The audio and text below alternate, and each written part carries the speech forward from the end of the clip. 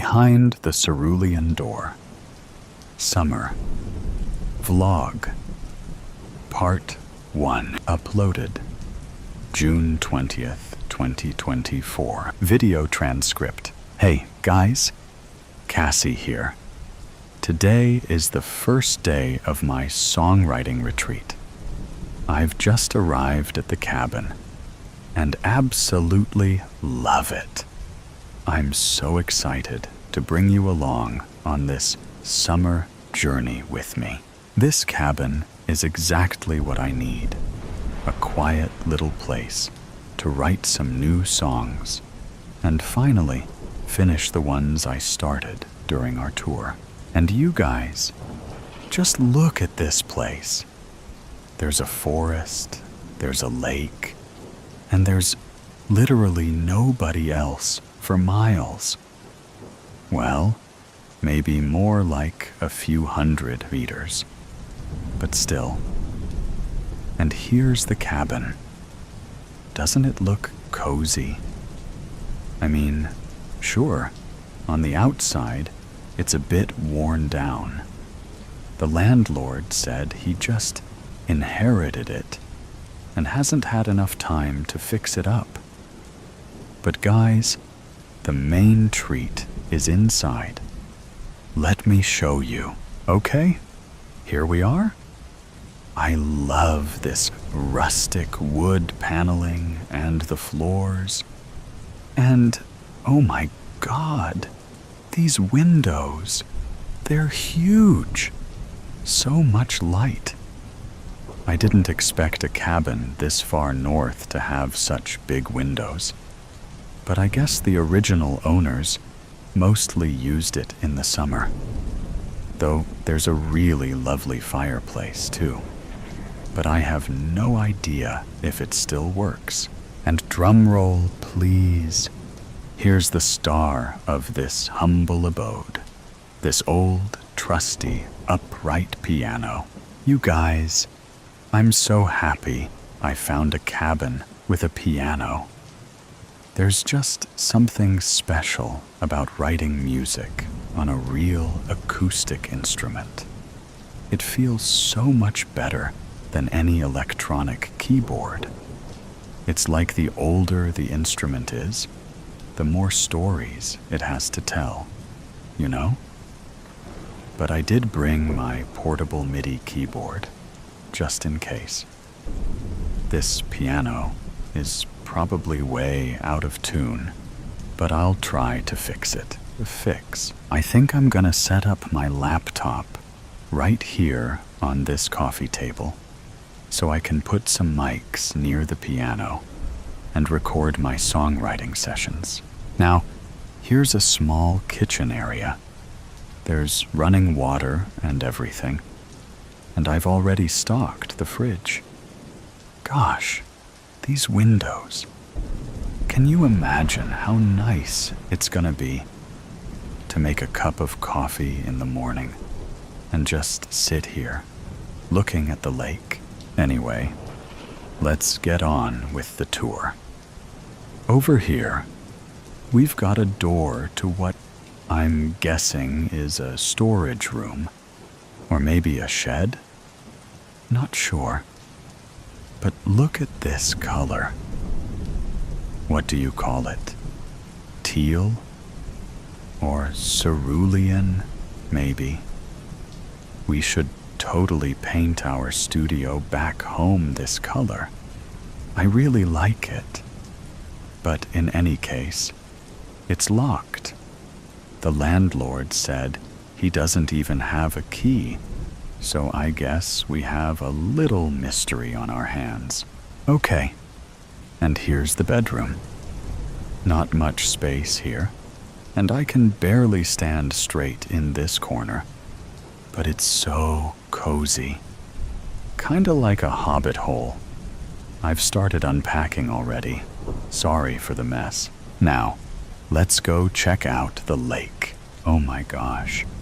It smells amazing out here. I wish you guys could smell it through the screen. It's like pine trees, fresh grass, and a cool breeze from the lake. And listen, can you hear the birds? Not sure if the camera mic is picking it up, but I hope you can. I know I'm gonna spend so much time down here, drawing inspiration from nature. Anyway, I'm gonna settle in now, play some piano, well, maybe try tuning it first, and I'll check in with you guys soon. The reception here is kinda spotty, but I'll do my best to post regularly. See you soon. Bye. Summer Vlog Part 2 uploaded June 21st, 2024. Video transcript. Hey guys. So, it's my second day at the cabin. Last night, I stayed up way too late working on a new song. And I guess my brain didn't fully shut off when I finally went to bed. 'Cause I'm pretty sure I dreamed a melody. Isn't it funny how our minds work? Sometimes I hear a song in my sleep. And in my dream, it's the most incredible thing I've ever heard. But when I wake up, it's kinda meh at best. Or worse, it's not even my song at all. Just something I heard before. But every now and then, I do get a real song idea from my dreams. Honestly, even when I'm awake, it feels like songs already exist somewhere out there. You know? Like when I'm really in the flow, inspired, or whatever you call it. It's like the music comes to me, and I just have to write it all down before it slips away. Weird, huh? Other times, it's more like solving a puzzle.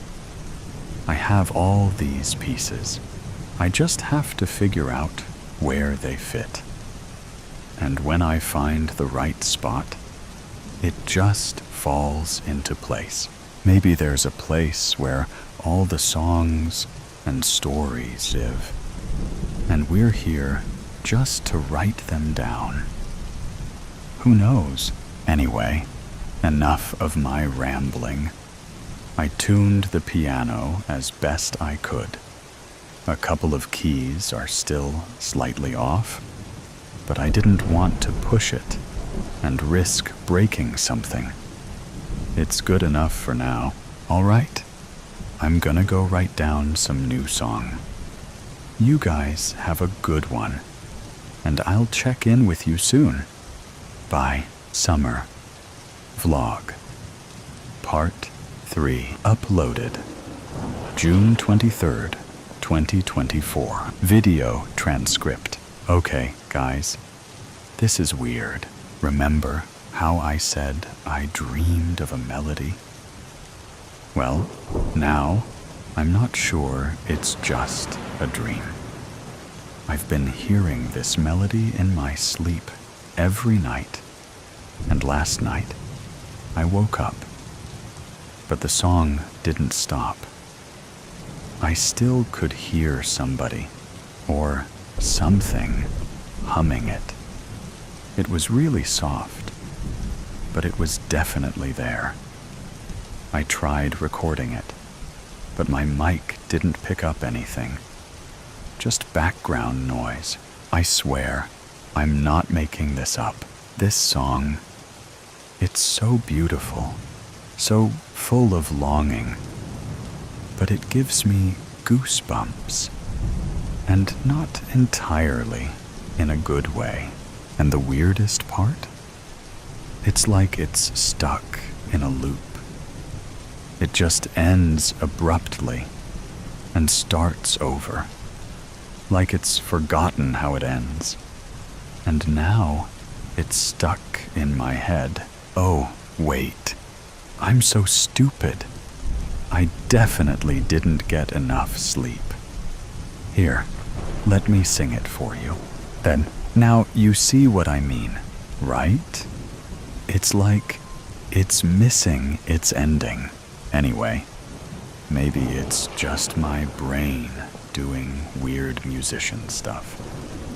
I'm gonna go explore the woods now and try to clear my head and then focus on my own songs. Let me know what you think in the comments. See you soon. Bye. Summer Vlog Part 4 uploaded June 25th, 2024. Video transcript. Hey guys, sorry for this shaky on-the-go vlog, but I just found out something, and I have to share it with you. So, today, I went into town to get some supplies, and I ended up chatting with this old guy at the shop. When I mentioned I was staying at the lakeside cabin, his whole face changed. Like, he actually looked disturbed. He told me that about 30 years ago, another musician rented the same cabin. He thinks his name was Daniel or David, something like that. And he just vanished. I have to find out more about this missing musician. I'm gonna hit the local library tomorrow and see what I can dig up. Oh, and before I forget, no, I did not distort the audio in the last vlog on purpose. I didn't even realize the part where I sang the melody got corrupted. I tried recording it again later, but when I played it back, all I got was this weird, distorted static. And after the third try, the electricity actually went out. Maybe the song wants me to finish it first. Or maybe it's just so old school that it only wants to exist in analog. Either way, for now, I'll just have to stick to good old pen and paper. All right, I'll keep you posted. Bye. Summer Vlog Part 5 uploaded June 26th, 2024. Video transcript. Hey, guys. I have an update on the missing musician mystery. So, of course, I tried Googling it first, but without a full name, I didn't get very far. But today, I went to the town library, and I actually found an article in a local newspaper from 1994. Here, I made a copy. There's not much information here, but at least it confirms that a musician really did go missing. His name was Daniel Hart, and he disappeared in July 1994. From what I can tell, the police didn't search for him too hard, since he was a touring musician and wasn't from around here. They figured he just moved on. But here's the weird part. The article says that all his belongings were left at the cabin, including his guitar. Now, show me a musician who would willingly leave their instrument behind. I also talked to the librarian, this super stern elderly lady, and she actually remembers Daniel. He came by a few times to research local history and culture.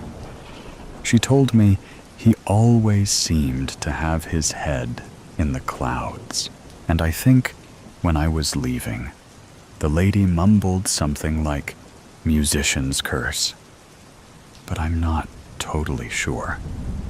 Not creepy at all, right? Now, about the melody, I transcribed it into sheet music and have been working on the ending. I've been writing down every option I come up with, but nothing fits yet. But there's something wrong with my notes. I don't think I wrote some of these variations in my notebook.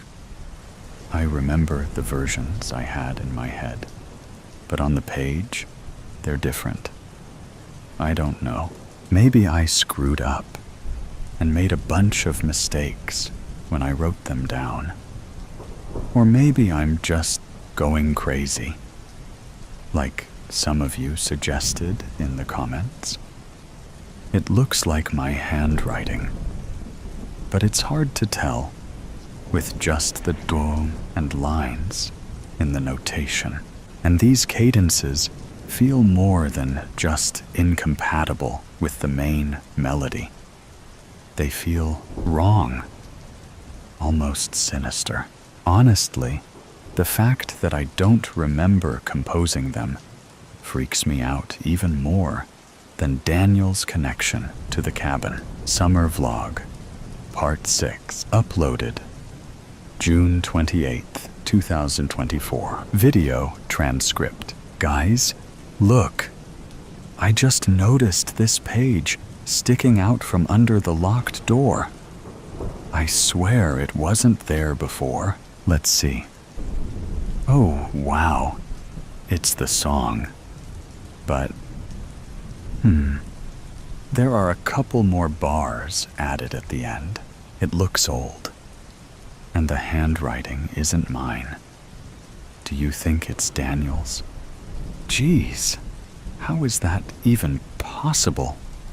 And why did this page suddenly appear now? I don't believe in ghosts, but this feels like too much of a coincidence, right? Also, I'm not just hearing the melody at night anymore. Now, it comes as a faint whistling whenever a draft moves through the room. It gives me chills, though I'm not sure if it's the sound itself or just the cold air. Am I losing my mind? Summer Vlog, Part 7, uploaded June 29th, 2024. Video transcript. Guys, I've made some progress on the melody. I got a couple more bars right. I can feel it, but it's still not finished. It's like it's just on the tip of my tongue, but I can't quite get it right. It's louder now. I hear it even outside in the wind, though the farther I get from the cabin, the fainter it becomes. And of course, I can still hear it in my head, since I'm constantly thinking about it. It's the ultimate earworm. There's this urgency in it now. I've got shivers crawling up the back of my neck all the time. I think it wants me to figure it out. And soon. Sorry, I don't have much time to spare. Gotta get back to work. Summer Vlog, Part 8, uploaded June 30th, 2024. Video transcript. Okay, this isn't just cabin weirdness anymore. I ran into town to pick up some groceries and when I came back, this. The whole place was trashed. They tore out a few pages from my manuscript notebook, and there are deep scratches on the locked door, like someone was trying to pry it open. But they didn't take my laptop or camera. The only thing that makes sense is that they were after the song. But why? Luckily, I had Daniel's sheet with me. I know the rational thing would be to pack up and get out of here immediately. But I don't think I can. I need to finish this song. I've always felt like it was important, and now I know it is. I think I'm getting closer to figuring out the right ending. The melody is clearer now, and sometimes, out of the corner of my eye, I swear I see it. This pale blue ribbon of light flowing around me. SVN News Report. July 1st, 2024. Forest fire near Songvale Lake. A fast-moving wildfire broke out overnight near Songvale Lake, with fire crews working since early this morning to contain the spread before it reaches nearby homes and hiking trails. Authorities believe the fire may have originated at a lakeside cabin, possibly due to faulty wiring in the aging structure. At this time, there is no confirmed information about potential victims. Evacuation warnings have been issued for several properties along the eastern edge of Songvale Lake, and officials are urging residents to stay alert and be prepared to leave if conditions worsen. SVN News Report, July 2nd, 2024. Missing musician. Last seen near Songvale Lake.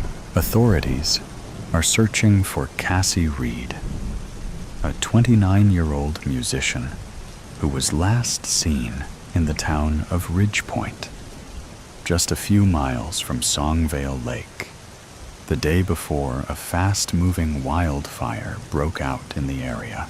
According to local authorities, Reed was reported missing by her manager after she failed to show up for a scheduled video call yesterday. She had been renting a lakeside cabin near the fire's suspected point of origin. Reed was last seen on June 30th at a small grocery store in Ridgepoint. Witnesses say she appeared distracted and was acting strangely. Authorities have not confirmed whether Reed was inside the cabin when the fire started. Officials are urging anyone with information about Cassie's whereabouts to come forward. Meanwhile, her fans have taken to social media, using the hashtag #FindCassie to share updates and express their concern. Summer vlog. I'm alive. Uploaded July 8th, 2024. Video transcript. Hey guys, Cassie here. I know many of you have been worried, but I'm okay. I had to go dark for a while. Someone, or something, set fire to the cabin, and they still might be after me. And the melody. I know some of you already thought I was crazy. Now, you'll be sure of it. But hear me out. I believe the song saved me. I found the right ending.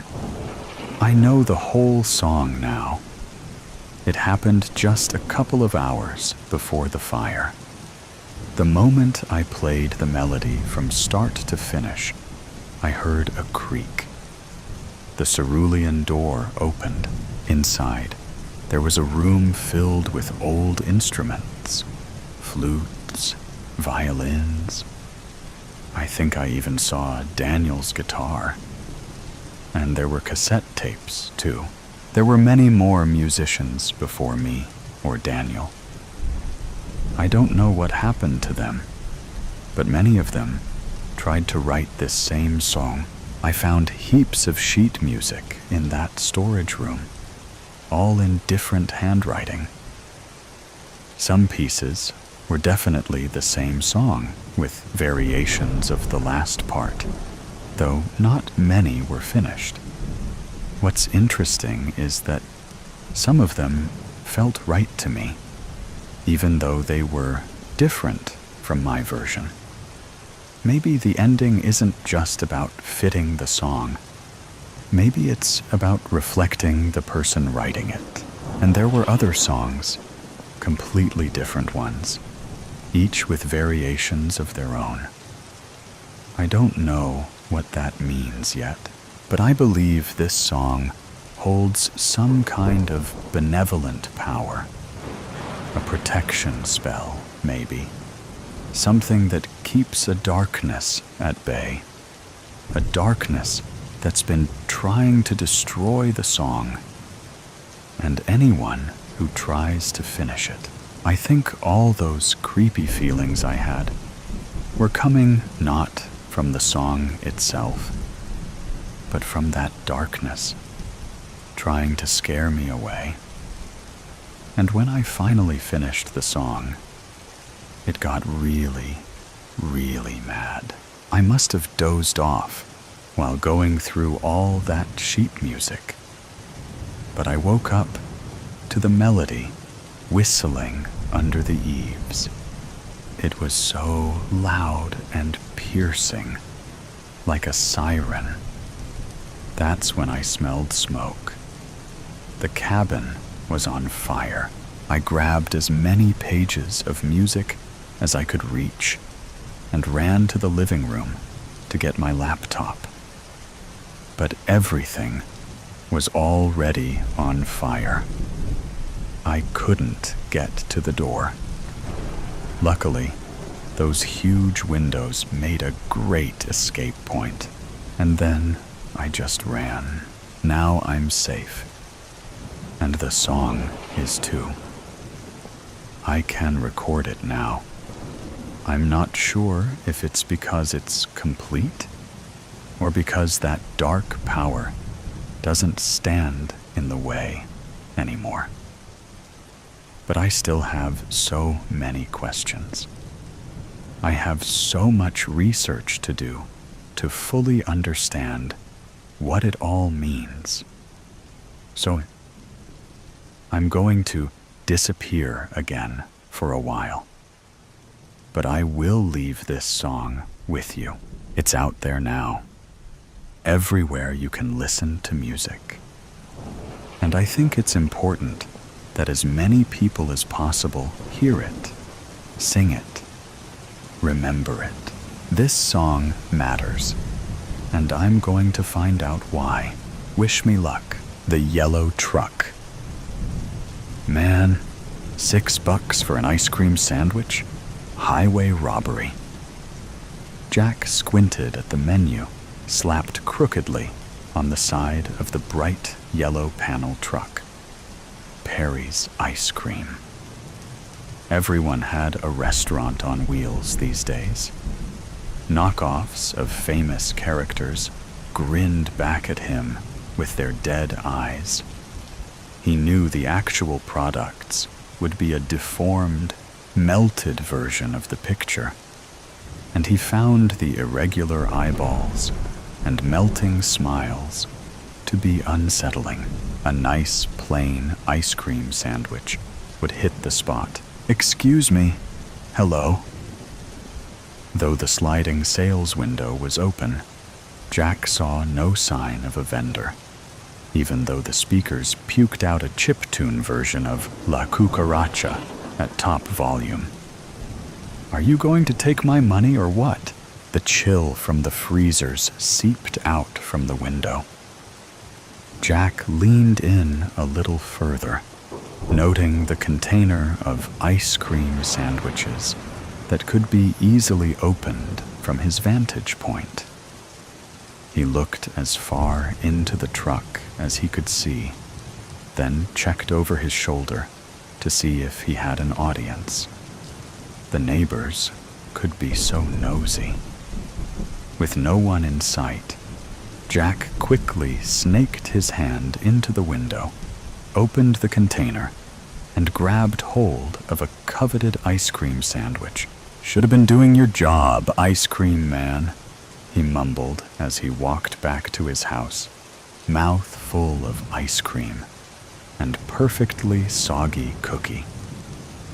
He casually tossed the wrapper into his neighbor Mrs. Crowley's yard. Mrs. Crowley was the sort of woman everyone assumed was a witch, and the local kids would egg her house each Halloween and dare each other to ring her doorbell and run. She was probably a very nice lady, but Jack didn't care enough to do anything about it. The yellow truck sat on the street outside Jack's house for hours, rotating through its jaunty but very limited playlist, which, Jack noted, recycled La Cucaracha far more than was probably necessary. Jack considered calling the police, but with his record and at least one warrant out for his arrest, he didn't want to call any attention to himself. Still, he was surprised that no one else in the neighborhood seemed to have called. In fact, no one else in the neighborhood even seemed to pay the truck any mind. The sky eventually darkened, and the street lights buzzed on. And finally, the truck shut off its pixelated musical loop and trundled away. As night settled in, Jack, not wanting to lose the sweet and ill-begotten taste of ice cream from his lips, didn't bother to brush his teeth before crawling into bed. His leg was missing. Jack searched around the house, tossing couch cushions and overturning tables, flinging plates and mugs from his kitchen cabinets, even checking behind the toilet just in case. But no leg. He licked his lips, tasting the smooth vanilla cream from his earlier treat. Jack's brain fought to make a connection between the ice cream sandwich and his missing leg, but the thoughts were foggy and nebulous. The opening notes of La Cucaracha floated into the room. Jack launched upward, sweat pouring from his face as he shook off the nightmare. He tasted the residue of the ice cream on his lips, then flung the clammy sheets off his body to make sure his leg was, in fact, still there. La Cucaracha played in the distance, just audible through his open window. At first, Jack was able to dismiss the music as a memory echo from earlier, but the music grew louder. He lurched out of bed and towards the window, stopping to wrap his robe around himself so the neighbors wouldn't get a peek at his genitals if they happened to be awake, and also looking directly at his house. The familiar yellow panel truck was slowly turning onto his street, music playing at a volume just loud enough for him to hear clearly, but still retain a dreamlike quality. Jack had the strangest feeling. The headlights were aimed directly at him as the truck crept towards his house, an inching pace that was almost sinister. It was far too dark to see if a driver was present this time, but Jack assumed there was one. Jack shut the window, muting the noise just a touch, and tried to get back to sleep. The song slithered into his ears and brain, worming around and preventing him from falling back to sleep. He promised himself that he would give the driver a stern talking to in the morning if the truck were still parked outside his house. As the sun started to peak over the horizon, the music finally died down, and Jack stood in the window, watching the panel truck slowly crawl down the street. He hadn't bothered to grab his robe this time, but the fog of sleeplessness had settled over his brain. More than 1 cup of bitter, black coffee was necessary to get him ready for the ride to work. Slower reactions would make the commute more dangerous, he thought, snapping on his bike helmet. He cursed his revoked driver's license, unsteadily mounted the bike, and started pedaling. At each red light, Jack took a generous swig out of his travel mug, and by the time he sat down at his desk, he was wired. The sheer amount of coffee he drank that morning had agitated Jack's stomach, so he was looking forward to having solid food by the time noon rolled around. A little something to absorb all that coffee. He walked to his favorite sandwich shop, a tiny hole in the wall, a block or so down from his office.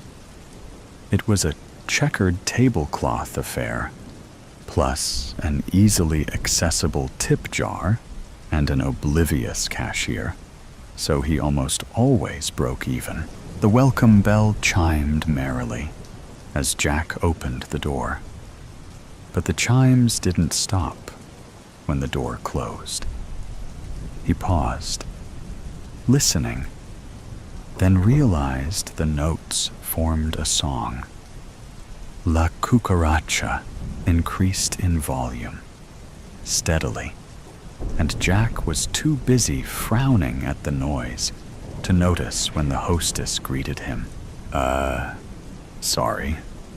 Table for one, he told her, and she walked him to a booth by the window.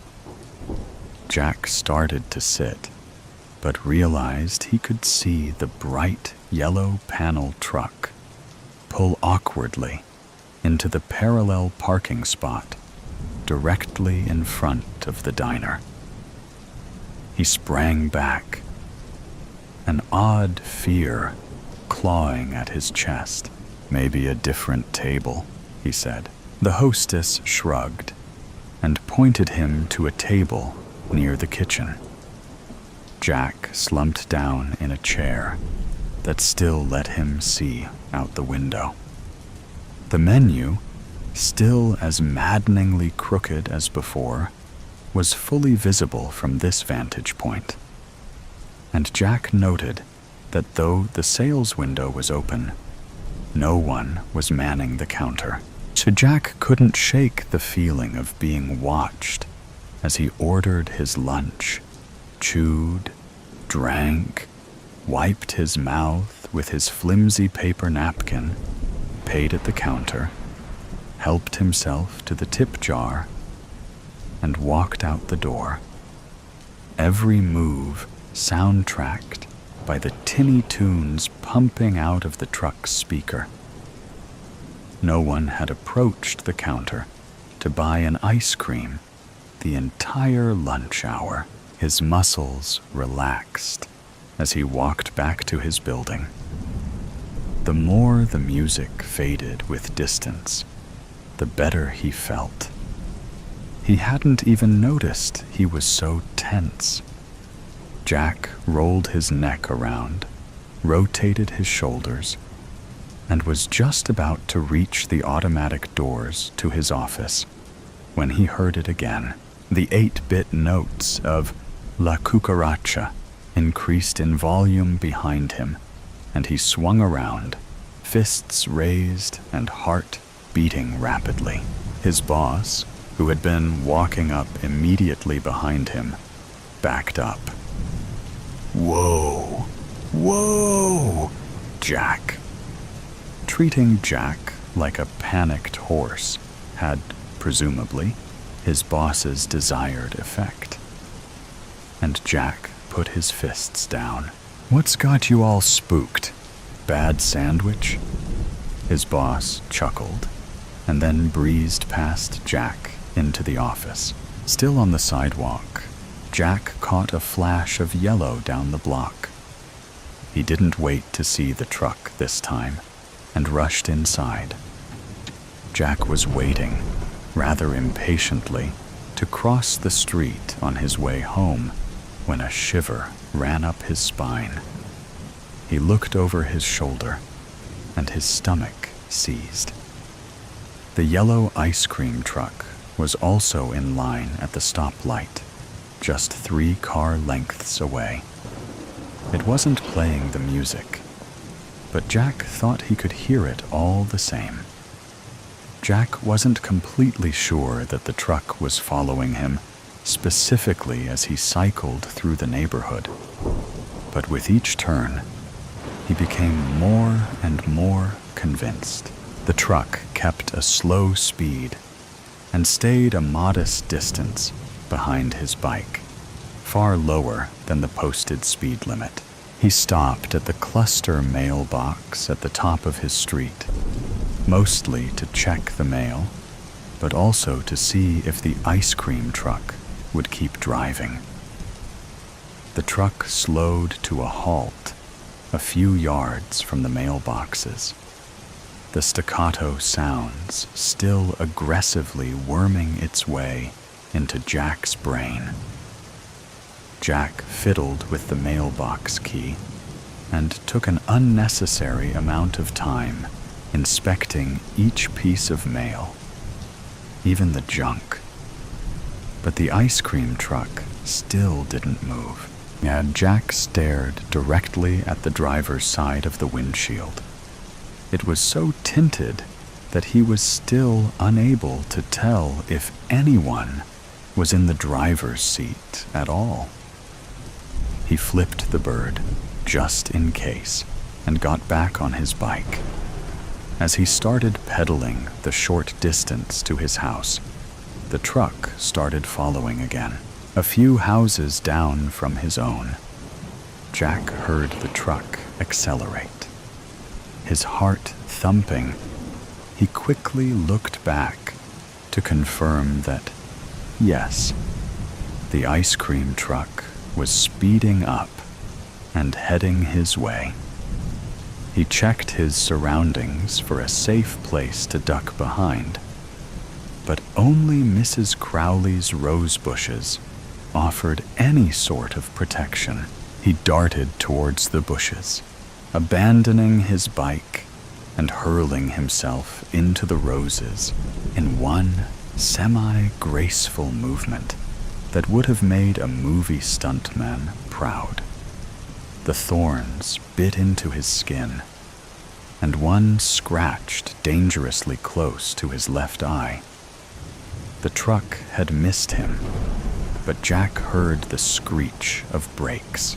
Jack painfully extricated himself from the rose bushes, and the ice cream truck still idled in the road. La cucaracha, blaring incessantly. The back door of the truck swung open with a creak. "Hey!" Jack yelled, wiping blood from his face, only to realize he also had blood on his hands and lots of other places because of the thorns. He lurched towards the back of the truck, his left leg dragging slightly. It would be bruised in the morning, he thought. "Hey, I'm talking to you, asshole!" Jack rounded the back of the truck and leaned on the open door. No one was inside. Through a narrow break in the curtains, Mrs. Crowley observed Jack as he yelled at the ice cream truck. He had always been an odd duck, that Jack. Terribly messy. And just the other day, he had been standing at his window in the middle of the night with only a robe on. She had almost seen his genitals.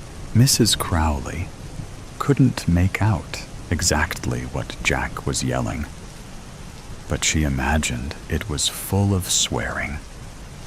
He started to lean into the open back of the truck. And then, in an instant, he was yanked inside. Before his legs made it all the way across the bumper, the doors of the truck slammed shut with such force that Jack's left leg was severed at the knee. The bloody leftovers dropped unceremoniously to the pavement and rolled to the curb, high-pitched notes of La Cucaracha distorted with static, and the truck shuddered violently. Mrs. Crowley took a tiny sip of her tea and watched the menu sign spin as the truck convulsed. With one last tremble, the truck stilled and the spinning sign stopped. The music had changed, and so had the sign's content. Perry's Hamburgers, it read. Still crooked, the truck slowly crept down the street, and she pinched her curtains shut. It's only the beginning of trouble. As I sit on the uncomfortable train seat, blankly staring out of the window, I feel the heat wash over me in an instant. Breath 1, breath 2, breath 3. It's okay. I can do this. Trying to stay calm and relaxed, I look away from the window, starting to feel dizzy from the speed we pass the trees with. You've done this before, I say to myself as a pep talk. Just because it's different setting doesn't mean you can't do it. There is only one problem. If it goes south, I won't be able to escape for another 3 hours of that train ride. I have to execute the plan perfectly to the last step to make sure I will get away with it. In moments like this, I swear at myself for choosing to do that specific line of work. I'm still a beginner. I am still nervous and anxious about the jobs, even though my mentor tries to convince me it will get easier and more natural. I let out a huff and smile at that thought. What a messed up world it is to get used to doing something so awful. I personally don't have a choice. I need to do this and clear the society from disgusting and horrible people. My eyes travel down to my backpack, trembling slightly from the train movements, filled with the tools I will need for this specific job. The top zip is open, and the sun faintly glints in body of the syringe I brought, the tool for Plan A. If all goes well, I won't have to travel too far down the alphabet to finish the job. But I prepared myself for many possibilities and outcomes. I push my head back onto the headrest and close my eyes, breathing in the dusty smell of the carriage. A quiet conversation of the couple 2 rows ahead of me reaches my ears, and I focus on their words to calm my nerves. It's hard to tell what the topic of their exchange is. All I can make out from it are words like secret, promise, disaster, and truth. The nosy part of me wants to move closer and listen in, but the rational part of me rejects the idea, bringing my focus back to my assignment. I should not distract myself with anything until the job is done and I can get off the train. My phone buzzes in my pocket, and I take it out to see my mentor's name on the screen. Yes? I answer quietly, looking around for any other passengers that could be in the earshot. What's the update? His low and raspy voice sounds in my ear, and a shiver travels down my spine. I will approach the target in 8 minutes, I reply, and saying it out loud must activate some more anxiety in me, because my leg starts bouncing and fingers start fidgeting with the seam of my jeans. Keep me in the loop, he says, and hangs up. I take one last deep breath and stand up, grabbing my backpack and closing the zip. Here we go. Slowly, I make my way towards the front carriage. The first class one I don't have a ticket for. You have to be confident when walking past, but not too confident. It brings attention. Easy. I enter the carriage and quickly scan the faces I can see for my target. I notice him at the table the furthest away from me, so deeply interested in whatever he is typing on the laptop that I can sense it will be easy to execute my plan A. He has got gray hair with some black streaks still running through. The suit he is wearing looks expensive, perfectly tailored to his broad shoulders, but slim figure. He has got a clean shave, but the eyebrows he is furrowing are thick and badly unshaped. Luckily, he looks exactly like the picture I was given.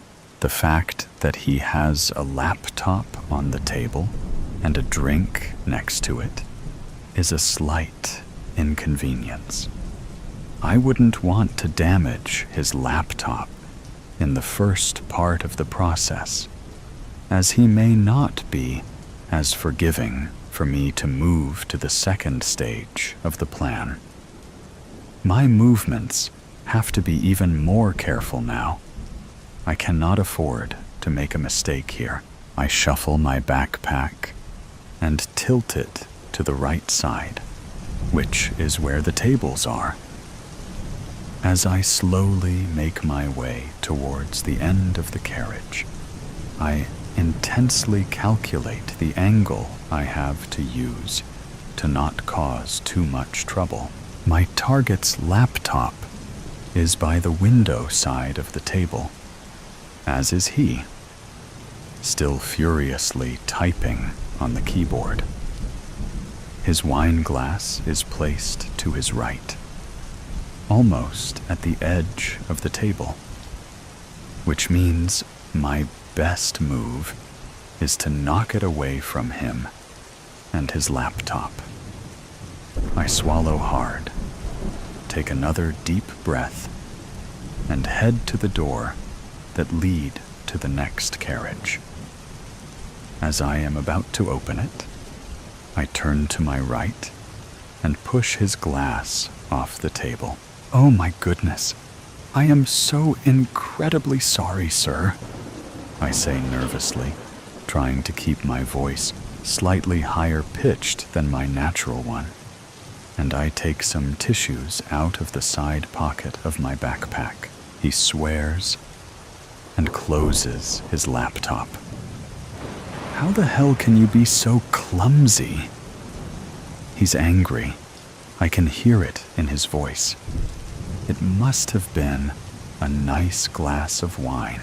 But then he looks at me, the low cleavage of my blouse, the long and wavy brown hair barely covering anything, and he smiles.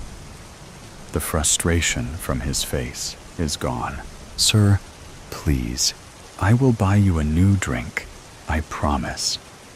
I mumble, still pretending to be stressed over this situation. Ah, darling, please don't worry. It's just a liquid. When I'm done wiping off the seat opposite him, I throw the tissues in the bin and head for the bar, leaving my backpack innocently on the seat by the window. As I walk away, I make sure to swing my hips with the movement to attract more of his attention.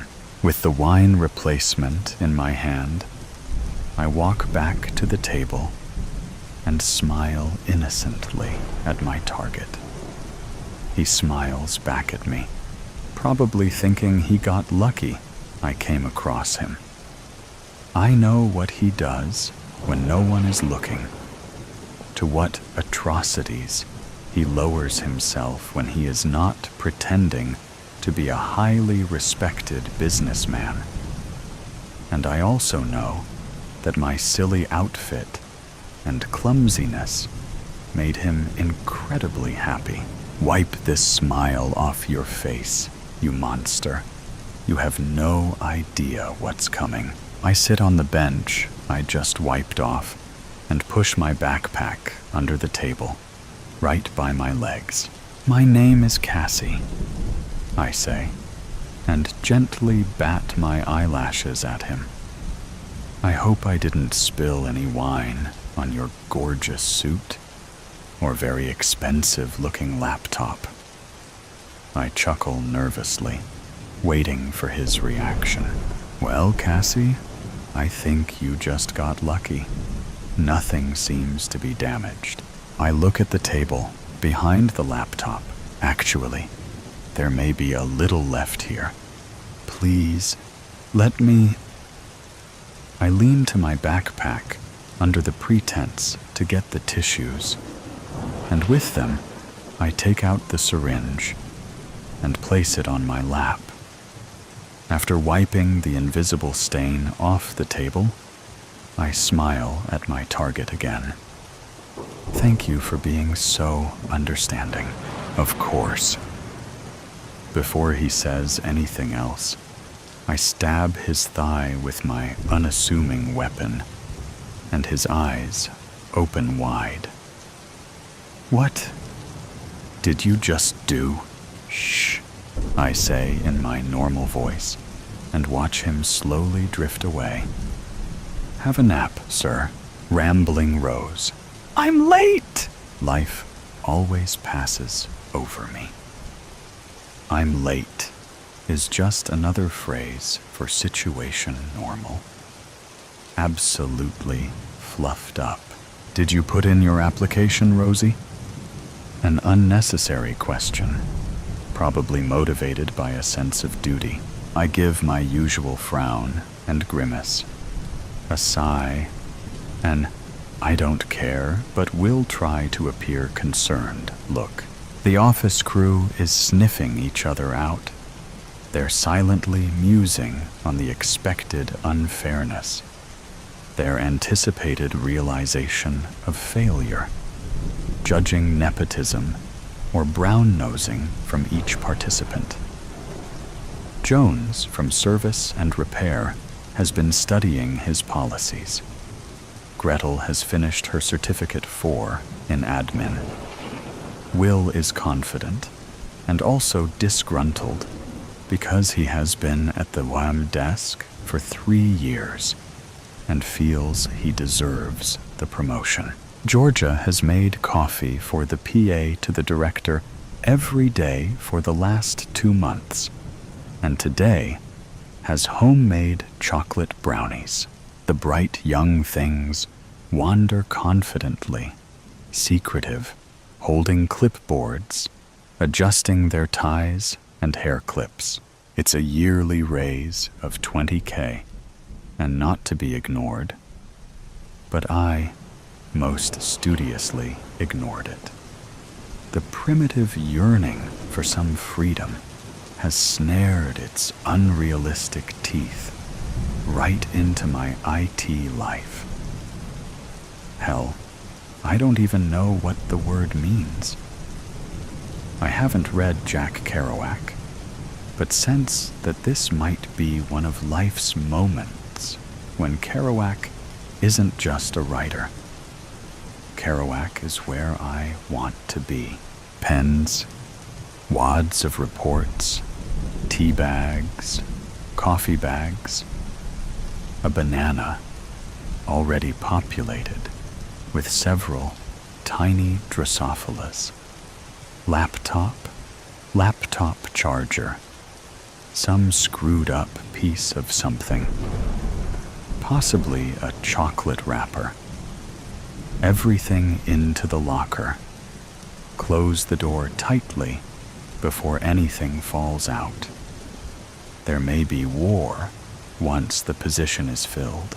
It's a late winter, but June in the Highlands is starkly beautiful, misty, haunting even.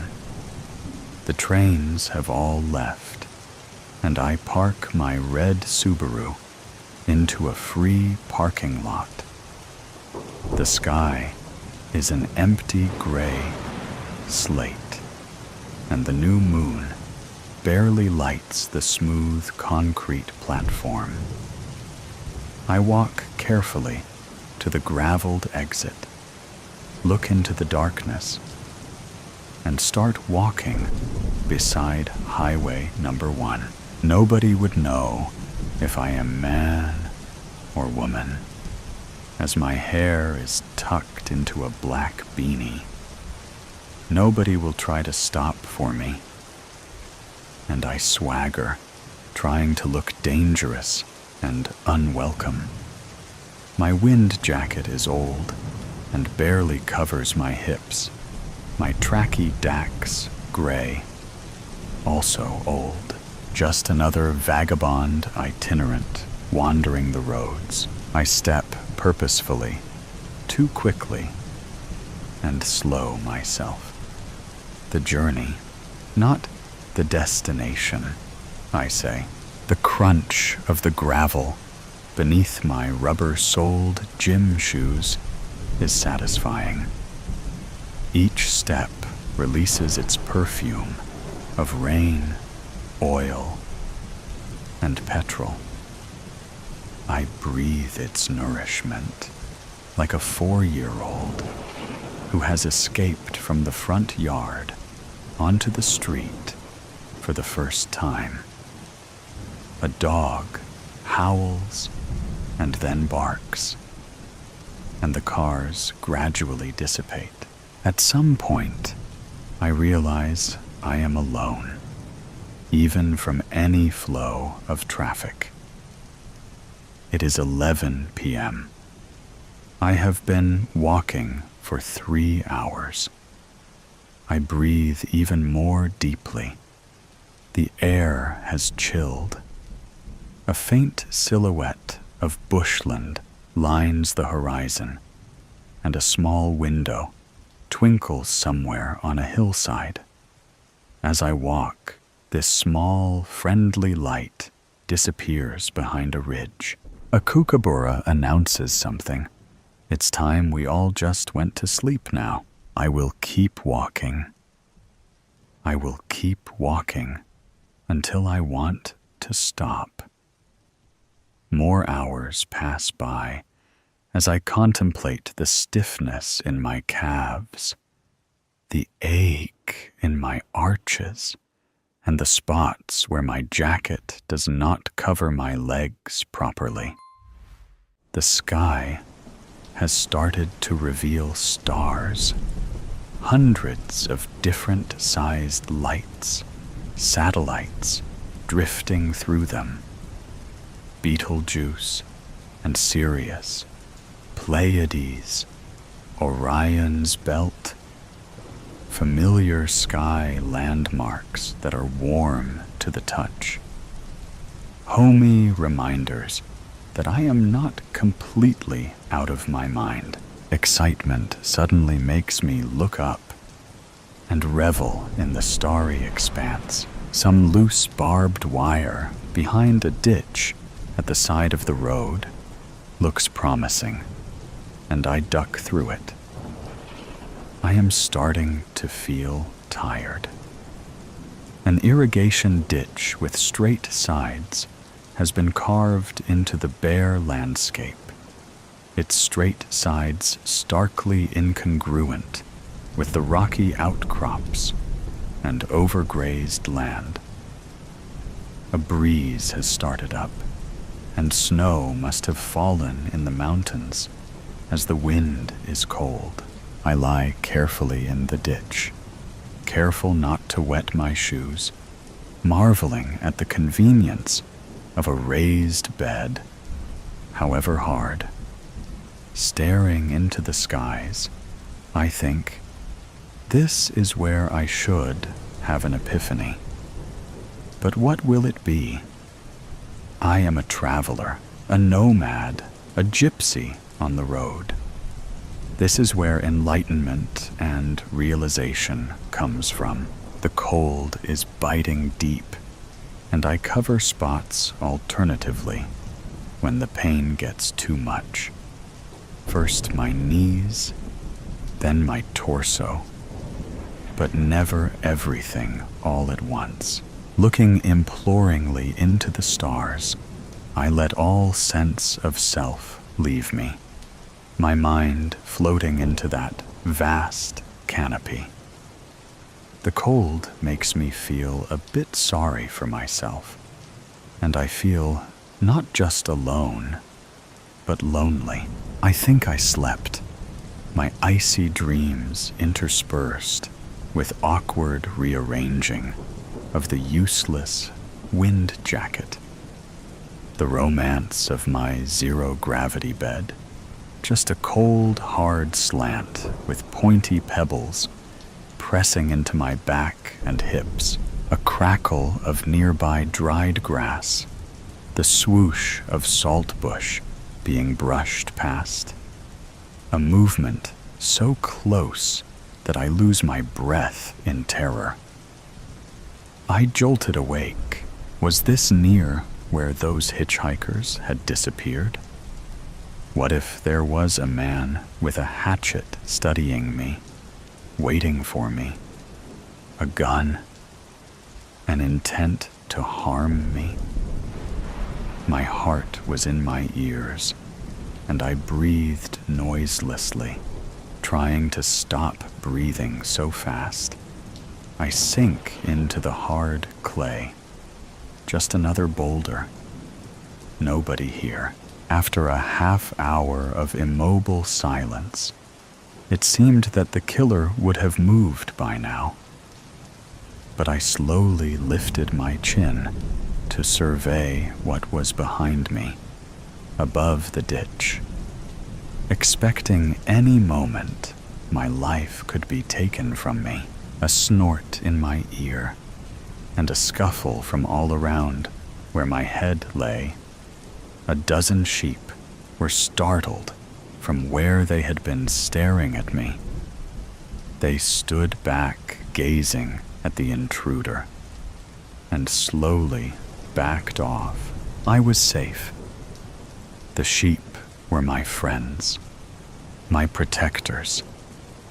They trotted away quickly now that it was obvious what this warm, soft-bodied thing was. I stayed the next 2 days in a rented room, happily proud of the adventure. I even called Jones and congratulated him on his new interest in company policy. Surely this point will be noted by management as a sign he is a contender in the offing. We agreed that it was a done deal. Georgia's coffee making was obsequiously good, and she was probably sleeping with the director anyway. I comforted Gretel and said she was far prettier than Georgia and had ethics, which Georgia patently did not. I put my hand on Will's shoulder and smiled. He'd get there soon, and was deserving. I might even explain my journey to Jones one day, but thought the better of it. I don't think he would understand. I barely could make sense of it myself. The seeds of dominion. 1. I always knew the world was constructed on lies. Not minor falsehoods or innocent misunderstandings, but carefully cultivated fabrications designed to shape reality. From my earliest memories, even before my parents disappeared, I sensed that truth was not something freely given. It was deliberately hidden, erased, and rewritten. My parents were among the first to resist. They stood against the dominion when resistance still felt possible, believing knowledge was a right worth risking everything to protect. They vanished when I was 6, quietly removed by the regime, their identities reduced to whispers and fading memories. Ronan and Elise Marek, old friends of my parents and former resistance fighters themselves, took me in. They taught me how to navigate the unseen currents beneath the surface, how to decode the hidden language of control, the dominion embedded in every broadcast and headline. They showed me the creeping corporate feudalism that had slowly replaced democracy as powerful corporations silently took ownership of entire districts, deciding who prospered and who disappeared. By 16, I was adept at uncovering secrets. I immersed myself in encrypted data streams and forgotten archives. Ronan and Elise warned me. Knowing too much was dangerous, but ignorance was deadly. The Dominion thrived because people feared the truth. They accepted convenience over freedom. My decision to become a journalist was calculated. It allowed me to move unnoticed, to gather information without drawing suspicion. Yet, deep down, I knew this was more than a career. It was a weapon against tyranny. Truth was powerful, but proof was lethal. 2. You ever feel like you're chasing ghosts, Joran? I glanced up from my tablet, where Dominion data feeds ran endlessly, searching for cracks in their carefully constructed narratives. Devin Rains, my closest friend since our academy days, watched me from across the cafe table, worry shadowing his face.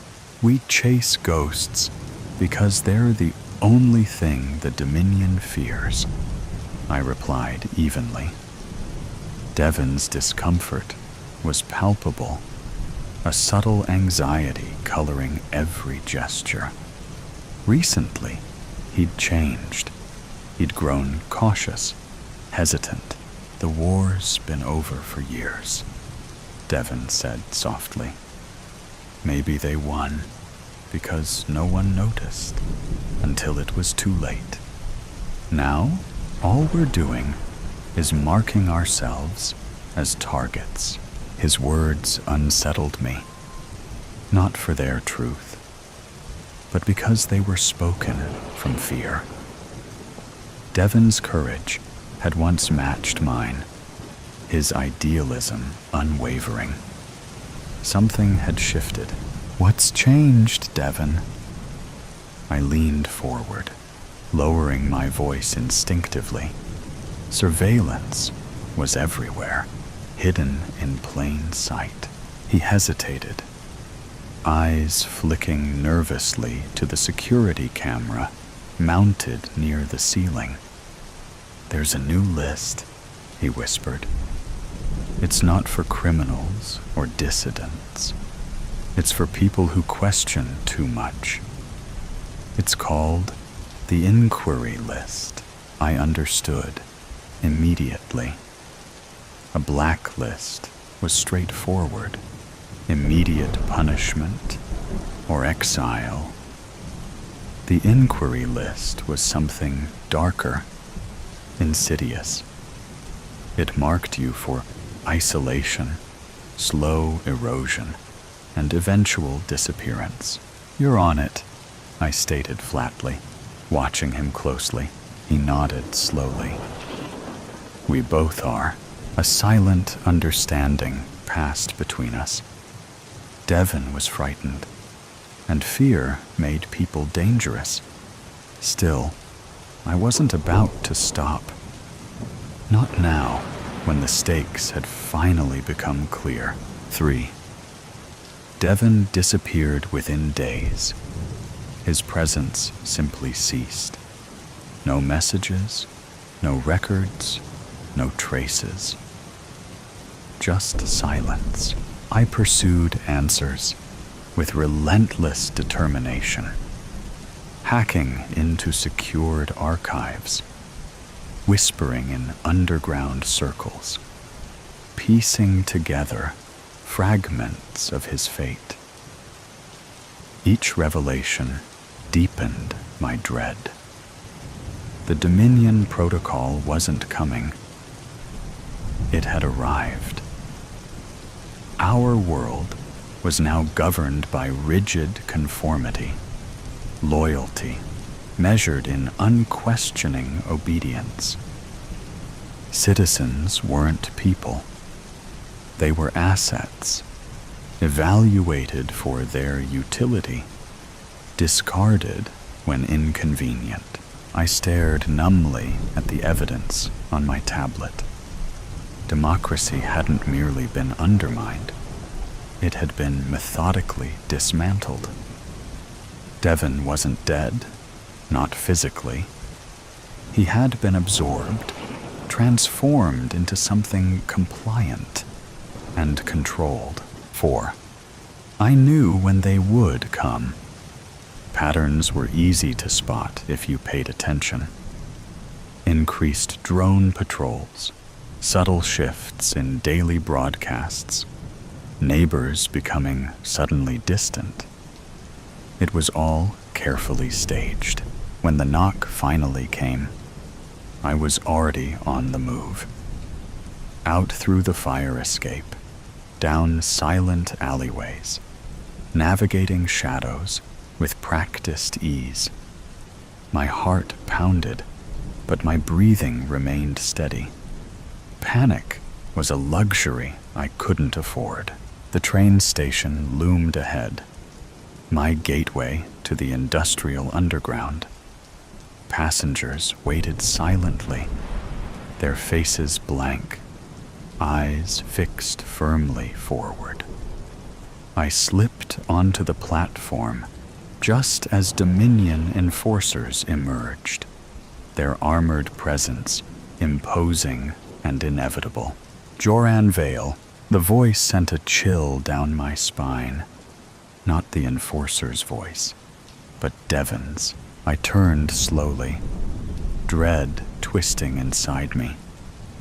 Devon stood among them, dressed in Dominion black, his eyes hollow and distant. I recognized the vacancy instantly. The Dominion had taken not only his freedom, but his spirit. Come quietly, he intoned, emotionless. You gave in, I accused bitterly. They made you afraid, and you surrendered. I adapted, he replied mechanically. No, I said sharply. Adaptation isn't compliance. His gaze faltered. Something brief and vulnerable flickering behind those empty eyes. Devon reached toward me, an automated reflex of the Dominion's control. The train doors hissed open beside me, a brief window of opportunity. Devon lunged, grabbing my shoulder. Instinct took over. I drove my elbow hard into his ribs, feeling him recoil sharply, gasping for breath. His grip loosened, and I wrenched free, leaping onto the train just as the doors snapped shut behind me. Through the window, Devon stared helplessly, now a shadow fading into the distance. Regret etched his features briefly before the darkness reclaimed him. The train surged forward, carrying me into uncertainty, but also toward freedom. 5. As the city lights blurred into a mosaic of neon and shadow, I steadied my breathing. The train hummed rhythmically beneath my feet, a steady reassurance that, for now, I was still free. Passengers around me stared blankly ahead, eyes purposely unfocused, trained to remain ignorant of anything that might threaten their carefully curated peace. But I was awake. The Dominion thrived on the apathy of the masses, believing control was absolute because compliance was easy. Yet beneath that facade lay a deep-seated fear of truth, a fragile illusion ready to shatter. I had lost Devon, just as I'd lost my parents. Each loss carved itself into my being. Painful reminders that truth always came at a cost. But their sacrifices were not in vain. They'd ignited a flame in me, nurtured by Ronan and Elise, a flame of resistance, a commitment to remember, to speak, and to expose the lies. The Dominion underestimated the strength of those who remembered, those who chose truth over comfort. They believed themselves untouchable, their rule eternal. But power built upon lies was fundamentally unstable, vulnerable to those willing to risk everything for the truth. As the train raced deeper into the industrial outskirts, darkness settled around me, punctuated only by flickering lights and distant shadows. I pressed my forehead gently against the cold window, eyes scanning the landscape rushing past. Factories loomed on the horizon, silent giants standing guard over secrets yet undiscovered. My heart steadied, determination hardening like tempered steel. They might hunt me, silence me, or erase my name from history, but they couldn't erase the truth. Not while people like me still breathed. The Dominion hadn't won, not yet. On a parallel track, unnoticed, another train moved quietly through the shadows. Inside, illuminated by the pale glow of a screen, a figure stared intently at my image, captured by surveillance cameras. Eyes narrowed thoughtfully, studying every detail of my escape, every gesture, every defiance. From the tinted window of his train car, Devon watched the darkness unfold, shadows reflecting in his eyes no longer hollow, but haunted by the flicker of something forgotten. He whispered softly to himself, a truth long buried, but impossible to erase. The truth is not a ghost, it is a weapon, and outside, the city faded slowly into darkness. The trip of a lifetime. The trees are so much bigger out here, I said, as I looked out the passenger side car window. We were driving from the airport in the cab we just got. The lady driving was rude. She barely even looked at us. But we're out of there, and officially on vacation. The flight was long. I tried to sleep, but the man next to me was a talker. I'm too nice, my girlfriend says, but that's what keeps the world a better place. Besides, the man kept buying me drinks, which is why I'm looking out the window. I might hurl, and greener. This place is beautiful, says Kenny. We're finally in the Pacific Northwest. Our bags are packed, and we're headed to Mat Hood. We have a week out here, and 4 days spent in the mountains. Kenny has family out here, so we're staying with his aunt the first night, and then we're off to breathe that crisp forest air. We made it to his aunt's house. She was so warm and welcoming. I felt right at home. After a nice meal of homemade beef stew and a shower, I was ready for bed. I bid them good night, and off I went, fast asleep in no time. I woke up in a panic. The room unfamiliar. Where am I? I thought, as my senses start to adjust. There's a soft buzzing coming from the fluorescent lights above me. My arms and legs are secured to this hospital bed, it seems. But this doesn't feel like a hospital. It's too cold. I try to move my head, but that's secured too. Hello?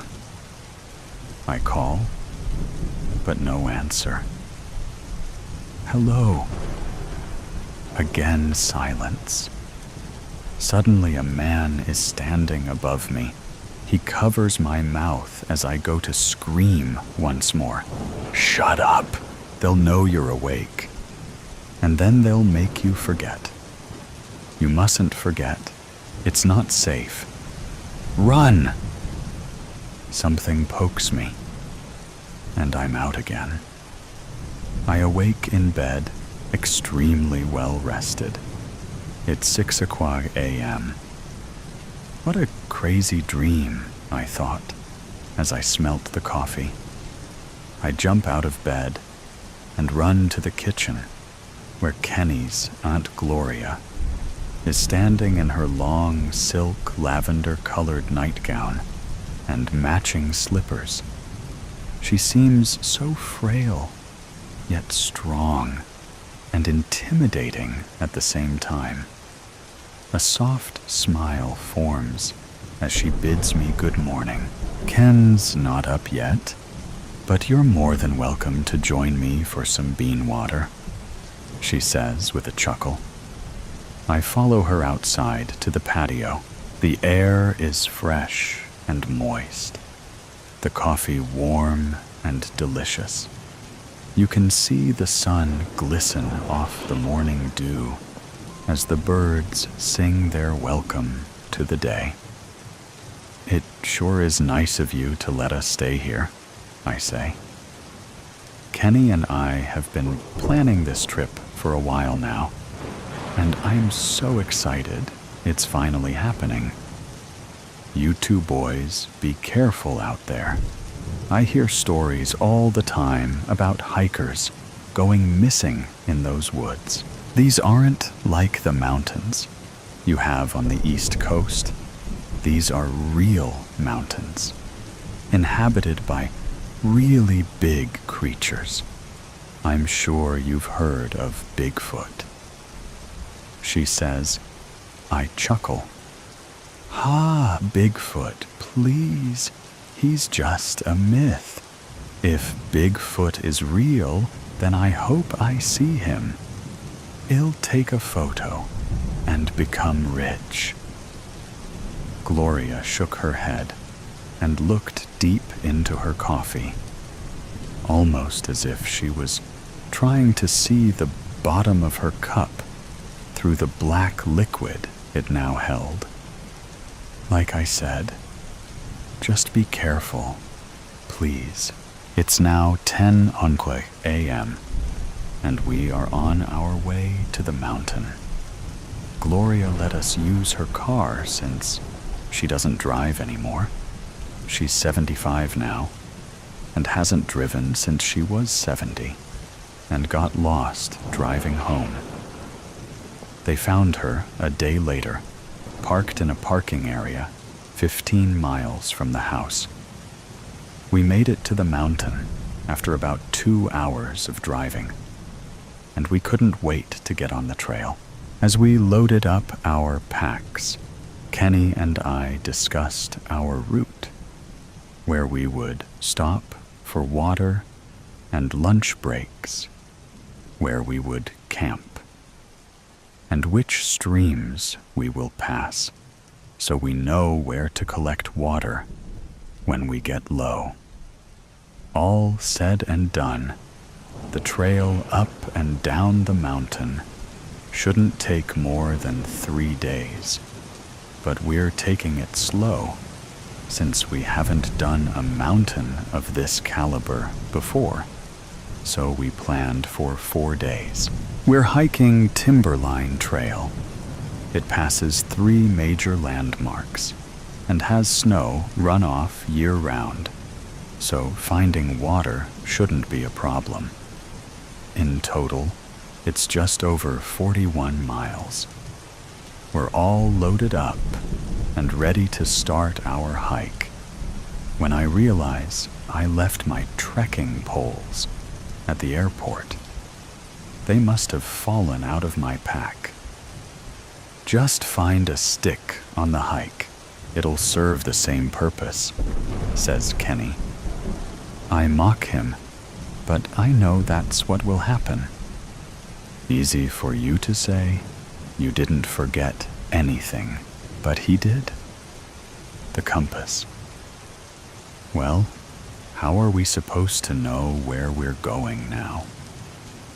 I ask. We still have a map, and the trails are marked. It'll be fine, he says in a not-so-reassuring voice. We've been walking for hours, and I haven't seen a single soul. It's day 2 in the woods. The first day went by so fast, but now the excitement and newness has worn off. The woods are long and damp, flora as far as the eye can see. No roads, cars, people. Hey, are we on the right path? I ask. Yeah, we should be coming up on Cloud Cap in about 5 more miles. Ken responds. I don't believe him, though, and my body hurts. It must be from sleeping on the ground. And I kept having the dream about the guy telling me to run. Maybe that's just making me paranoid. There, see? I told you we're going the right way.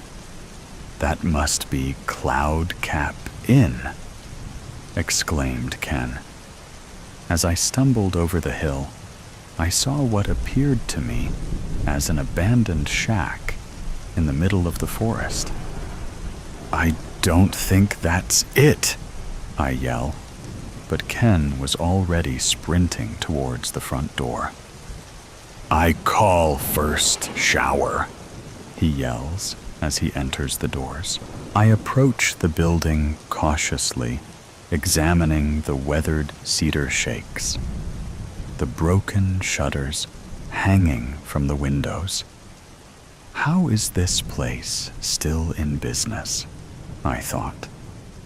I push open the heavy oak door, and inside, the place looks immaculate. It's an open floor plan with 2 massive fireplaces at either side of the room.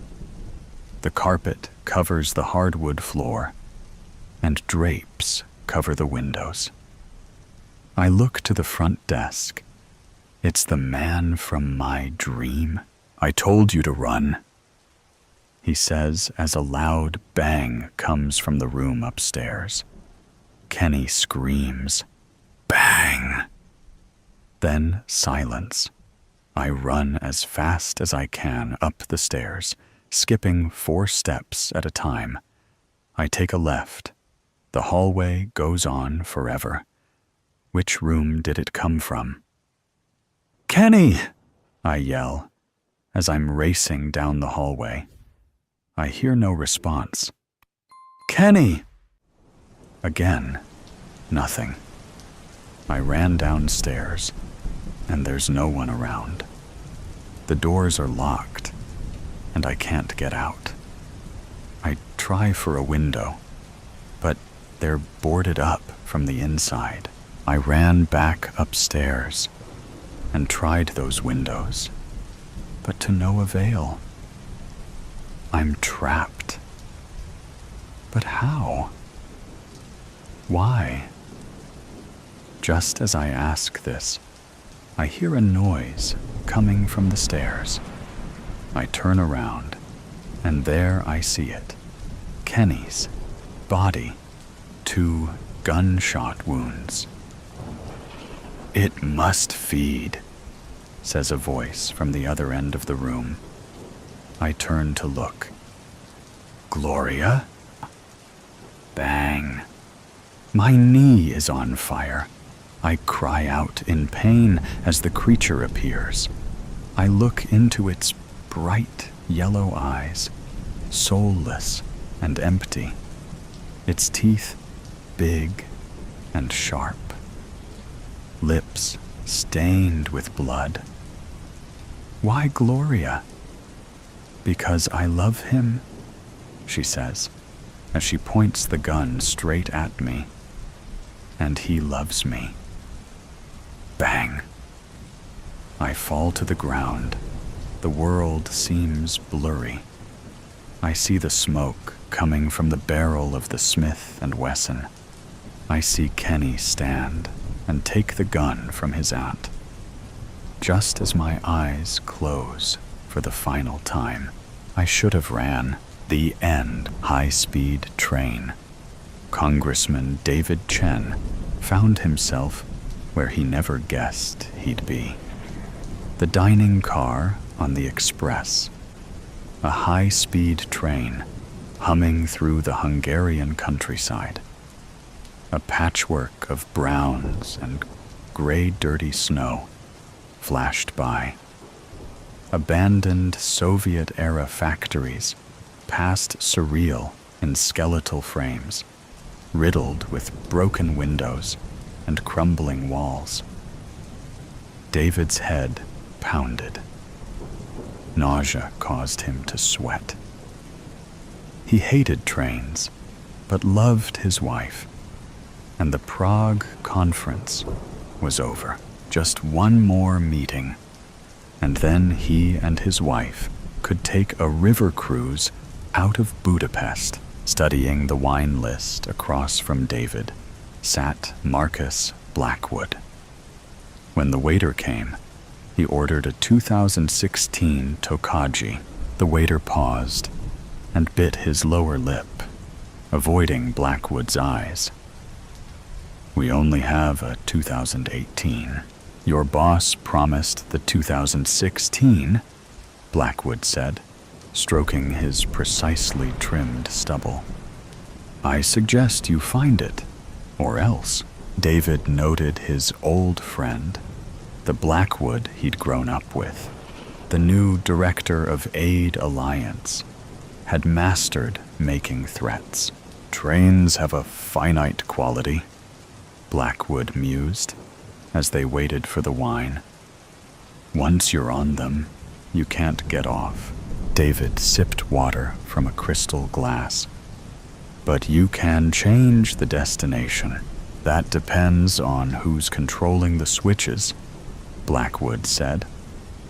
By the way, how's your Sarah? She starts Columbia in the fall. Is that right? The tuition must be a killer.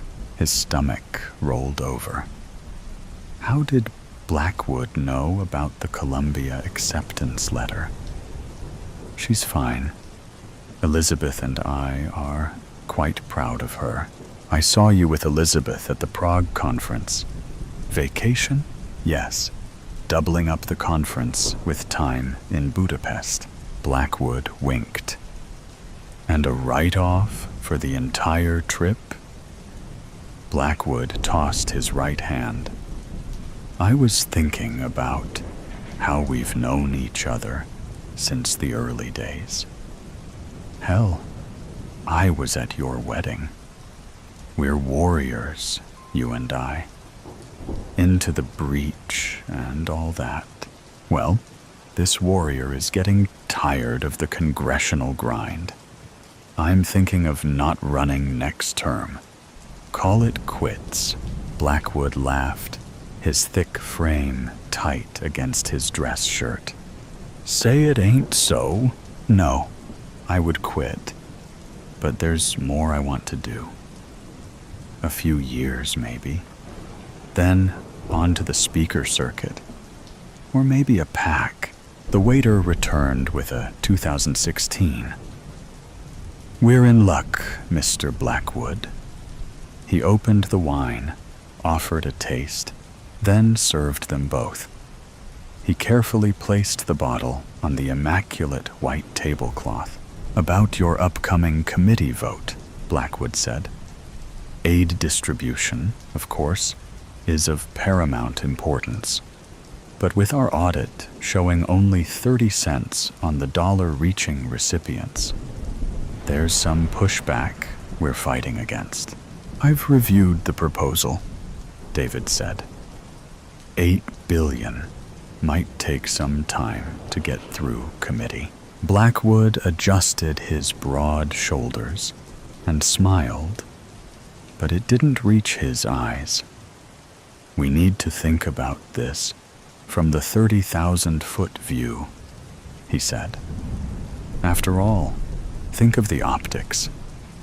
We're supporting democracy, fighting corruption, and aiding fledgling governments who need the world's help.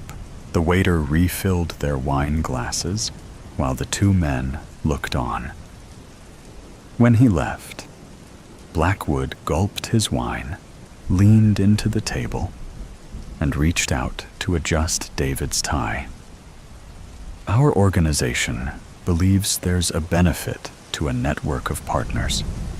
We need expertise to walk us through a complex banking system, the regulatory environment. Would you consider getting involved? A non-profit, hip deep in money laundering, David thought. Excessive compensation, shell companies.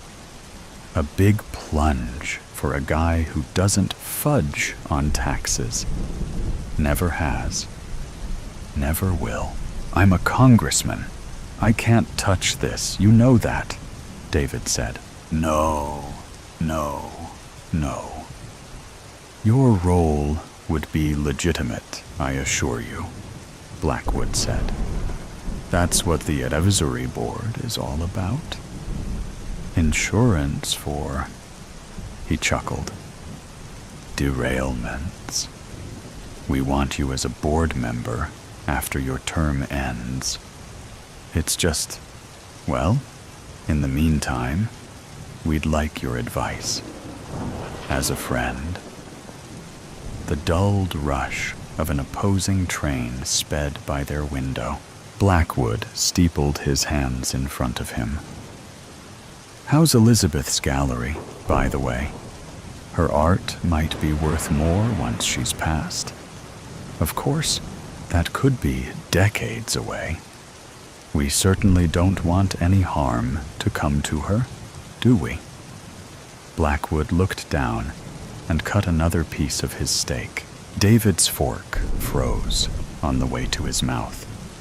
He felt anger ripping his insides at the veiled threat against his wife. After slowly setting his fork down, he picked up his wine glass.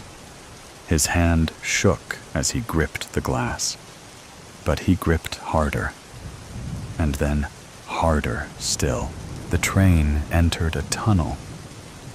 David lost his concentration, diverted by the sudden brightness of the two men's reflection in the window. He stared at the image, but the man in the reflection who looked like him didn't stare back, but shattered the glass with his hand. David stared, transfixed. His reflection picked up a shard with his bleeding hand and wrapped the pointed glass with his cloth napkin. He then reached across the table and slashed Blackwood's throat. Blood splattered on the table as the reflection of Blackwood collapsed. The reflection blanked out as the train shot from the tunnel exit, the horn howling into the twilight. David stared at the wine glass in his hand. Blackwood was no longer across from him. David stumbled from the dining car. He lurched down the corridor to his sleeper cabin, fell into Elizabeth as she opened the door, reeled to the water closet, and retched in the toilet. "David, what happened?" Elizabeth called through the door. "My God!" The train approached the outskirts of the city. High rises ahead, pinned to the night sky, the lights in the windows staring down. Soon the train squealed into the station. Elizabeth gripped her husband's arm as they walked to the taxi stand, her eyes riveted on his face. "David? Darling? Are you okay? What happened?" "It's nothing," he said. She held him closer. "Are you feeling better? Talk to me. Did you forget anything?" David steadied himself against his wife. "No, I haven't left anything." As they walked to the taxi stand, he felt in his gut that Blackwood was gone. He realized he'd left him on the train. Some things you can never explain, he thought. But then he felt oddly privileged. He smiled, and even the grime of Budapest tasted a little cleaner. Fate, or science, or the devil himself had stepped in. But not God, he thought. No, this wasn't God. It was another presence who didn't like the alliance, weighing the direction of his daughter's future, his wife's safety, or the price for his looking the other way. "Your hand's bleeding," Elizabeth said. "It looks like a piece of glass." Angry Highway by Stephen Scott. Get the hell out of the way. Jerry made sure to honk twice at the fellow in the fast lane. The car moved over, slowly. He moved closer to the man's bumper and flashed his headlights. "Come on, stupid jerk." David clutched his armrest, trying to hide his fright. "Jerry, calm down." He sped past the car, glancing over at the elderly man. "What? You siding with that idiot?" He was blocking the passing lane. David, hoping to dodge the blunt words of Jerry, countered with a calm voice. "Well, you're almost 15 over the limit." Jerry glared at David sternly. "I'm the professional here." The trainee sighed, revealing his agitation. "Do you want to ride with me or not?" Not liking the hostile tone, David sighed.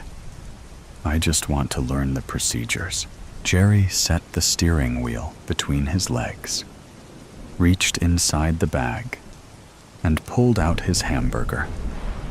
He ate it, then glanced at his newspaper. David somehow hid his panic, reached over, and took hold of the steering wheel. "What the hell is wrong with you?" Jerry asked through his bites. "Just helping you out. I don't need your help. I do this all the time." David released his grip, fought his own irritation at Jerry's tone. David was the new guy and wanted a job, and certainly didn't want to piss off his trainer. He found a neutral subject. "So, how long does the route take you?" "Some days it's longer," Jerry said between chews. "Some days I have to go to Weatherford or Mount Vernon. It depends on what the physicians in those towns need. It's pretty easy. I listen to the radio a lot. Eat when I need to. Take a dump when I need to. Seems like a lonely job." "It can be." He put down the food and paper and braked as he approached a slow truck. The highway reduced to 2 lanes, taking away a safe way pass. "Move it, jerk." It moved to the right slightly, but Jerry could not see around it. The truck slowed. "Move over, dipshit." Jerry pushed on the horn heavily. "I can't see." Although he saw a hill, he decided to go anyway. Pulling completely in the oncoming lane, he revved up the engine. A sports utility vehicle emerged in front of them. He sped up more, determined to get back over in front of the truck. The SUV slightly moved to the right while honking. Jerry accelerated his small pickup. "Shit," David whispered. He clutched the handle above his window as everything in his chest froze into a block of ice. Jerry zipped back to his lane with seconds to spare. Hearing both trucks honk at him, he stuck one hand out the window and extended his finger. "Jerks," he mumbled. David clutched his chest, breathing heavy. "Jerry, you may have been doing this a long time and used to pulling stunts like that. If you want to play with your life, that's fine. But you're also playing with mine." "What? It's their fault? The SUV or the truck should have pulled over or slowed down. There's no shoulder." Their argument was lost in a high-pitched sound. A glint flashed across the rearview mirror. It happened again. The noise and flashes increased, as if gaining on them. The unassuming SUV had donned lights and sirens. The flashing red lights from inside the cab looked angry, and the flashing headlights played a game of gotcha. Jerry cursed and slowly pulled over. The window slid into the door, and Jerry glanced back at the highway patrolman. "License and registration, please." He handed both to the patrolman. "You don't have anything better to do?" The patrolman's head snapped up from examining the documents. "Sir, Wait here while I check on something. He rolled the window up to guard from the Texas heat. I can't believe this guy. I can't believe you, mumbled David. Both sat quiet, letting the air conditioning keep them cool. Eventually, the patrolman returned. Sir, you've had 2 moving violations in the last 18 months. I'm citing you for reckless driving and improper lane change. What? Jerry exclaimed. I can't believe this crap.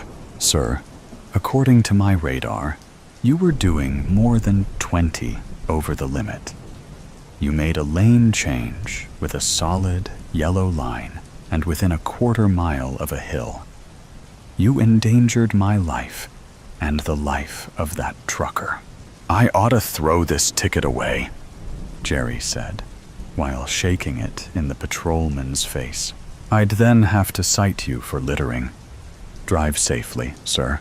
Jerry rolled the window back up while putting the ticket in his visor pocket. With the window cracked, he had to get in the last word. Asshole. He stewed at the patrolman while driving away. As the sun set behind him, it seemed to cool his temper until they reached Fort Worth. Jerry stayed in the passing lane, honking at anyone traveling too slow and making abrupt lane changes. Almost to the office, he sailed through 2 red lights. He stopped when a car in front of him stopped for the traffic signal. As soon as the light turned green, Jerry honked. Move it, dipshit. It's green. Reaching the office, he took the documents inside and turned them into his boss. He showed David the proper techniques for checking the documents in and checking out for the day. So that's the life of a courier. What do you think? David stepped close and stared at Jerry angrily. I may be new here, but you were downright reckless and unprofessional today. I'm willing to keep this between you and me today. But if I ever hear of you acting like this again, or see it, I'll go straight to the offices about it. Jerry laughed when David turned and walked away. What does he know? I'm a good driver. I'm a professional. It was their fault. Pushing the accelerator hard, Jerry passed the slow driver. Jerk, he said while honking. Still angry about David's tirade from yesterday, Jerry tried to imagine how he could have handled the situation better. I should have told him I've been driving courier for 10 years, and he should keep his mouth shut, or I'll shut it for him. Or I could have told him to go to hell. Maybe I should have. His mind snapped to attention when seeing another slow-moving driver. Glancing at his speedometer, Jerry noticed he traveled nearly 90. What is today? Everyone drives slow today? Asshole, he yelled while passing the car. Hearing a horn, he saw the car in the oncoming lane. Accelerating, he zipped back into his lane with a few seconds to spare. A yawn deflated Jerry's ire. The sun started to drop in the western sky, taking away the gale force winds. For a split second, the beautiful orange glare took away his temper. The highway seemed lonelier today. He actually missed David in the car. Occasionally, he did train a new driver, which was something he enjoyed. His stomach moaned. Jerry sped faster, wanting to get to a restaurant in the next town, then drop off the last bit of pharmaceuticals, then head home. The car seemed relieved as well when the engine stopped. Stretching his back and arms, Jerry tried to awaken his stiff, atrophied muscles. Popping his joints, he looked forward to a nice meal. Sitting at his favorite booth, he did not even glance at the menu. The familiar waitress appeared. Somewhere between fit and heavy, she had aged gray eyes that had plenty of wisdom, but mostly from hearing stories. Her wrinkles disappeared in a smile, giving off a pleasant light. It was the typical small-town cafe waitress who had the friendly ear and subtle wisdom. "Hi, Jerry." "The usual?" "Hey, Diane." "Yeah, the usual." "How's the job?" "Boring as ever. Picking up piss, drugs, and lab tests. At least all the idiot drivers make it interesting." She smiled while filling out the ticket. "It'll be out soon, hun." Jerry sighed, dreading the 2-hour drive back to Fort Worth. Damn dipshit drivers. Not all idiots. Jerry looked at the old man who sat in the booth next to him. Was he there before? They all can't be idiots. Grandpa said, if you meet one idiot a day, you met an idiot. If everyone you meet is an idiot, you may be the idiot. He was right, you know. Anger's no good. It leads to prisons and a terrible lot in life. The darkness almost hid the distinguished wrinkles and tired eyes. A red, faded ball cap had Stan's Trucking stenciled on it. I used to be on the giving end of anger. Now I receive it. Constantly. Perplexed, Jerry wondered why a man whose voice had so much wisdom also dripped with sadness. "It's a lonely life," the man said, "but it's my lot. I'll take it, though I hate it." Jerry hunched his shoulders. "Hate what?" "Ever since..." The man shook his head, unable to finish his sentence. Jerry stood and glanced outside, noticing the large, black truck. "That yours?" asked Jerry. The old man nodded lightly. "Yep, been driving it for years. I hope someday someone can take my place." Jerry stood, wanting to get away from the bizarre old man. He rushed to the bathroom, washed his hands, then returned for dinner. "Good," Jerry mumbled, glad the old man had left. Glancing out the window, the truck was also gone. The waitress finally returned with dinner. "So, Diane, what's with the old coot who was in that booth?" Debbie narrowed her eyelids.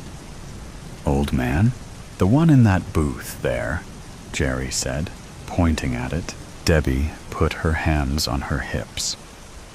"I haven't sat anyone in that booth tonight." Jerry looked towards the other booth, wondering if he perceived the sitting arrangement correctly. No. A woman and her child sat there, and he remembered them. He pointed outside. Remember, his cap said Stan's Trucking "Wait a minute," she said disdainfully. "The old man with the Stan's trucking ball cap?" Jerry nodded, finally taking a bite of his steak. Her voice changed, with a mixture of eeriness and joviality. "Ooh, honey, you've seen a ghost. I don't believe in ghosts. Legend has it, a guy named Stan disappeared on this highway about 20 years ago. His truck had this route to Abilene, but truck and driver disappeared. No one ever found him or his truck." Jerry shook his head. "No way. The guy was here. Probably a new guy for Stan's trucking." "Well, if he was here," said Debbie, "he stiffed a check and my tip. And I didn't have to bus the table." Jerry shook his head while finishing his meal.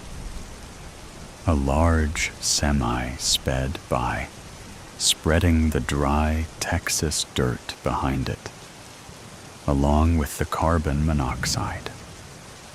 Jerry coughed.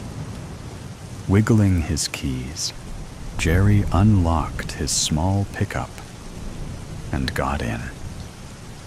The last delivery. Finally, he could go home. 2 more hours, then a weekend of rest and recreation awaited him. His wheels launched him onto the lonely, dark highway. Darkness spread in front of him, while the sun's light faded behind him. Jerry's eyelids felt heavy. Too much to eat, he thought. He slapped himself and turned on the radio, trying to wake himself. After singing a few bars, he yawned, preventing any distinguishable lyrics. Quickly, he switched it over to a talk radio station, hoping the host might stir some thought to stay awake. No. The eyelids tried to shut. He jerked his head up and opened his eyes wide. As soon as he finished, they tried to shut again. He snapped his head to attention, hoping to stave off sleep. The right side of his truck vibrated heavily, jarring him awake. Quickly, he pulled off the rumble strip and back into the lane. Shaking his head, he remembered a rest stop about 40 miles down the highway. He hoped to make it. His head dropped again. Jerry's eyes blurred. As his vision narrowed, his mind relaxed, anticipating blissful sleep. Almost there, unable to fight it, his eyes closed. A loud honking noise jolted Jerry awake. Cursing, he pulled his head up and cursed loudly. What the? Headlights closed in. Too bright and too close. They almost blinded him. Back off, jerk. Fully awake now, Jerry saw his speed near 85. The vehicle behind him closed the gap. Able to flip the rear-view mirror, he sped up, trying to gain some distance.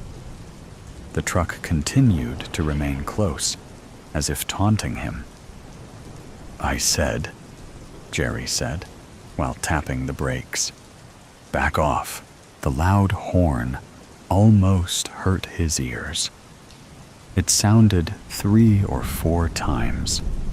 The truck closed the gap again. What the? Jerry said, while flipping off the driver. He hoped the driver of the vehicle could see him. The loud honking started again, jarring Jerry's eardrums. He wanted to cover his ears, but he feared taking both hands off the steering wheel with this maniac behind him.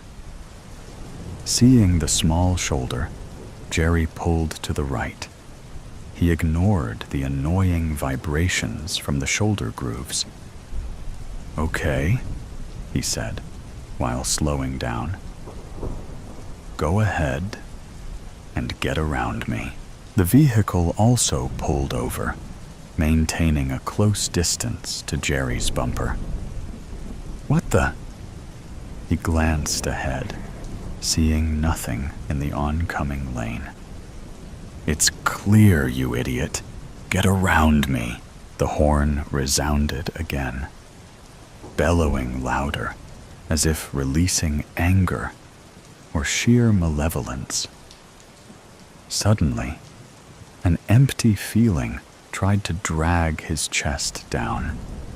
Sensing harm as the driver's intent scared him, an ominous dread filled his chest. Jerry moved to the empty oncoming lane, hoping the driver would pass him. The truck followed every move. In fact, now it seemed as if the vehicle moved to make sure and get its bright lights into the side rear view mirrors. "Damn it," Jerry yelled.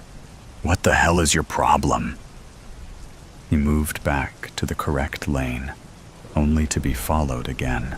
Defenseless, Jerry felt nervous and outmatched. Whatever vehicle stalked him, he could tell it was at least 2 or 3 feet higher, like an SUV or oversized pickup. The driver pulled alongside Jerry and flashed its lights at him. It honked again, startling him. "You goddamned idiot," he yelled while rolling down his window. "You're gonna kill..." His voice trailed. The dread froze his mind as he recognized the large black truck from the diner. He barely caught the license plate. EVL 666. Jerry might laugh, but he panicked and hit his brakes hard as the truck swerved in front of him, flashed its brake lights for a second, then sped up. The black truck blended with the night. Brake lights revealed its presence again. Jerry veered to the right while hitting his brakes. This time, all tires left the pavement, and his small truck rolled across the plains. Tumbleweeds and tall grass slammed into his grill and thumped the hood. He crashed through a small wooden fence. Scared, he slowed more. A cow appeared in his lights. Veering hard to the right, Jerry barely missed it. Some trees appeared. Panicked, Jerry pushed the brake all the way to the floor. His truck jolted to a stop. Jerry's chest slapped the steering wheel, while papers, pens, and trash all snapped forward. Dust rolled into his cab, trying to choke his throat and invade his eyes. Even though the air conditioner poured cold air on his face, sweat beaded down his forehead and made his palms slick. He quivered, actually fearing for his life. Nearly 200 yards away, the black truck waited on the shoulder. Dust outlined its bright headlights. Jerry stared at the monster, forgetting his fear and forging hatred. Furious, he grabbed his steel flashlight. Clutching it tightly, he imagined pounding the driver's head until it turned into a bloody pulp. "You goddamn jerk," he said, while gaining anger with every step. "Get out of the truck!" The horn sounded, slightly startling him. "I said, get out of the truck," he said, while hitting the hood with his flashlight. The horn wailed again. "I said," Jerry said, reaching for the door. "Get out of—" The door opened. Fiery eyes leapt at Jerry. The mouth, lined with disfigured, randomly sharpened teeth, howled loudly. Cold, shadowy arms extended and tried to grab him. Jerry slammed the door and fell backwards. Panicked, he jumped up and rushed back to his truck. The shrill horn sounded again, leaving behind a cold, dreaded fright. In a full run, he got back to his car, slammed the door shut, and rolled up the window. "You can't get away from him." Jerry shined the light at the old man. "What the? Who are you? What's going on?"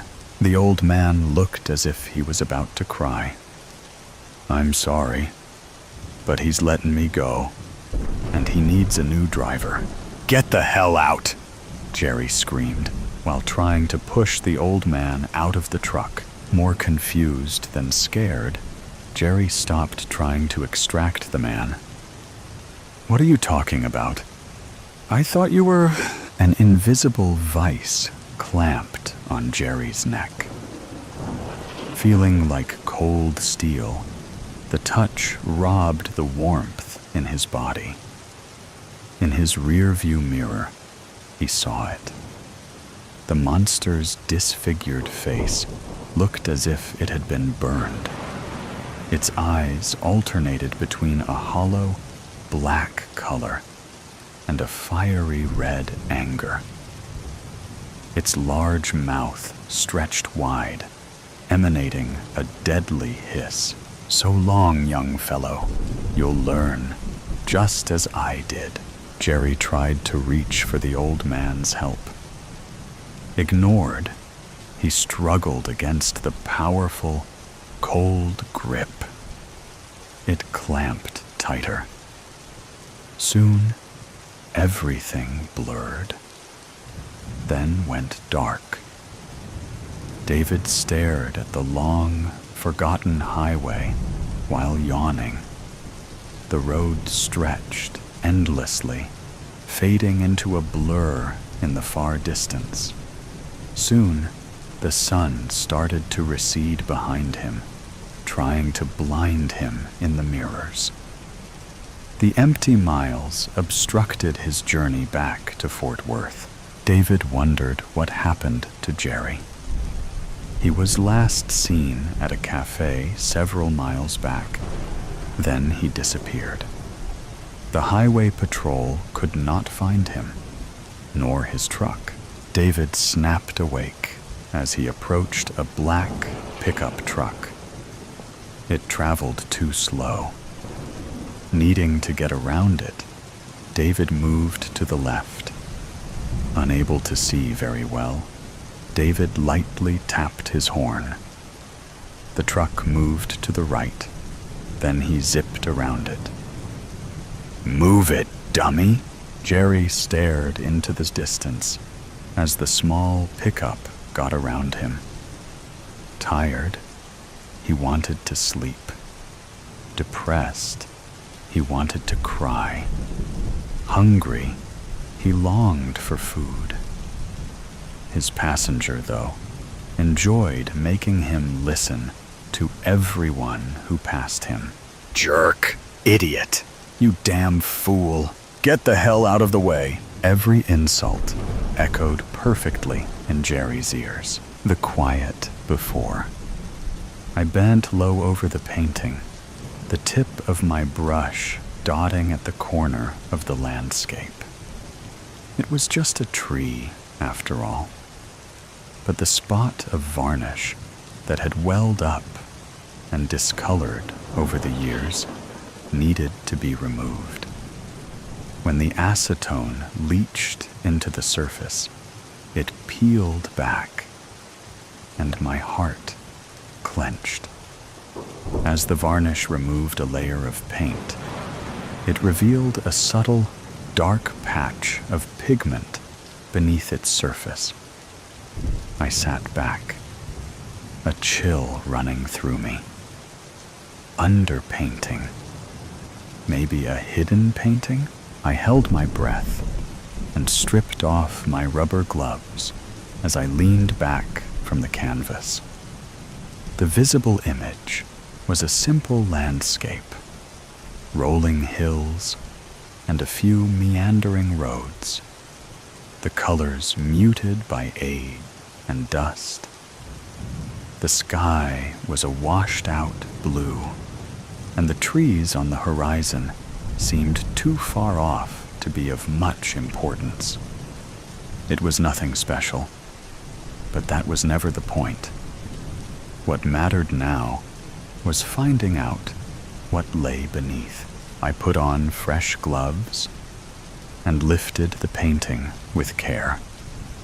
The canvas felt heavier than it should have, and I walked slowly over to the imaging lab. I positioned it carefully on the table, making sure that it was level, before placing the X-ray scanner above the canvas. The machine hummed to life, and I stepped back to the desk as the images slowly appeared on the screen. Beneath the visible landscape, buried under layers of thick, muddled paint, was a face. It was likely a woman, as I could see brush strokes of long hair curling around her face beneath the layers. The image was ghostly, faint, and slightly blurred, but unmistakable. A portrait. The faint outline of her features, her eyes staring somewhere just beyond the frame, sent a shiver through me. She was there, just beneath the surface. I didn't need to look at the X-ray again. I'd seen enough. I grabbed my phone and quickly searched for the artist's name. It was barely anything, just some obscure mentions in art journals, but something about it felt wrong. There had to be more. I spent the next few days buried in the archives. The museum had extensive access to resources on all sorts of artists, but the painting's creator remained elusive. There was nothing concrete about him, just scraps of details on a man who seemed as obscure in life as he was in death. The painting, this painting, felt like a living thing, pulling me deeper into its mystery, one layer at a time. The more I uncovered, the more I realized how much there was to discover. As I attempted to track down her creator, I peeled back the landscape layer by layer, revealing the portrait of a strange, haunting woman. Her pale face was framed by dark, flowing hair that reached her shoulders. Her gaze was distinct, distant, yet her features soft, as though she's looking at something or someone beyond my reach. There was a haunting grace, a quiet calm to her, but an unsettling depth in her eyes. The light in the portrait was soft and diffused, casting a faint glow on her skin and creating gentle shadows under her cheekbones, giving her face an almost ethereal quality. She sat as though she is regal, with a slender curve to her neck, though her pose was rigid and upright. Her gown looked heavy and richly textured, and almost blurred into the darker background. I found myself losing time, focus, and all sense of responsibility to this woman. Time had started to slip away in ways I couldn't explain. Days melted into one another, the world around me a blur as I spent more time with her. But no matter how much I uncovered, there was always a feeling that I was just scratching the surface. I pulled the stack of archived files towards me and sighed, taking another sip of the peach energy drink I'd come to rely on during these long stints of hunting down the elusive painter of the hidden woman. I'd discovered his name was Luigi Diovina. But beyond that, there were mere snippets of his life. An article about his madness toward the end of his life, and a lost last painting commissioned for a baroness. That article had sent a shiver up my spine. Could this be that painting? If so, I'd found a hidden treasure, but the baroness remained unnamed, leaving me with no way to verify who she was. I leaned back in the chair, my eyes falling once more on the image of the woman. I hadn't been able to stop thinking about her. I wasn't the only one noticing the strain. Clara, Jenna, a senior restorer, pulled me aside. "You've got to get back to the other works. The other paintings are falling behind. Victor has been asking about the St. Catherine piece. The museum's losing patience." I nodded, though I couldn't shake my growing unease. "I'll catch up," I murmured, but even I didn't believe it. I couldn't focus on anything else.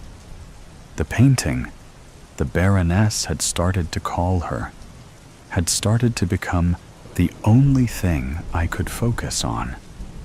Even when I tried, I found myself returning to the painting, as if it were calling to me.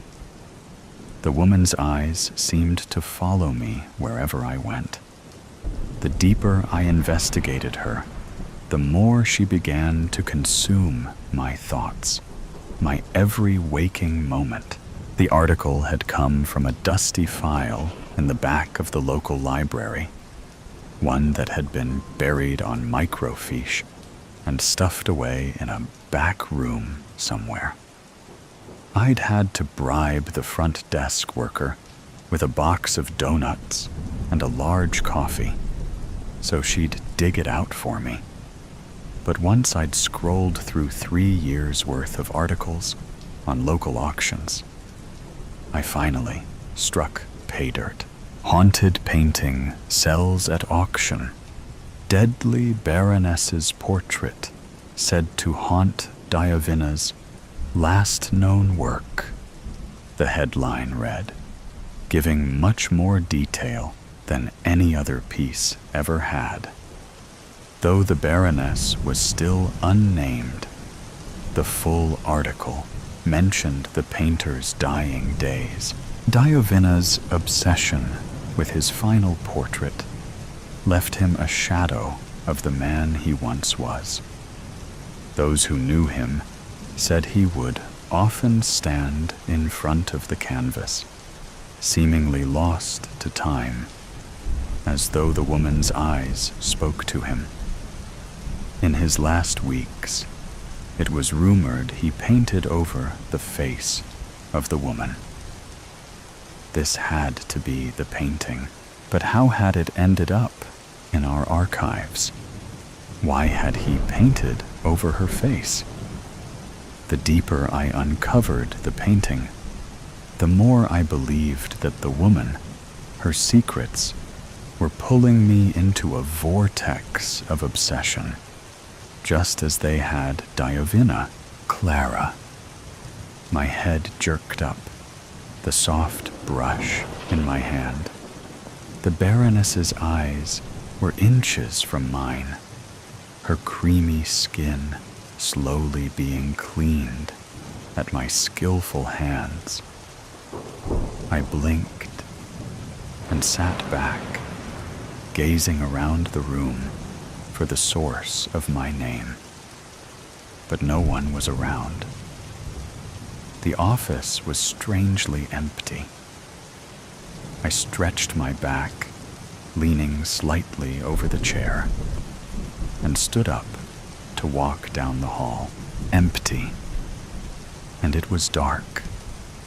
Curious, I walked a few steps towards the archives room. "Clara!" I whipped around. No one was there, but the voice had come from my office. I rushed back in, but found only the Baroness staring at me. Why were her eyes fixed on me?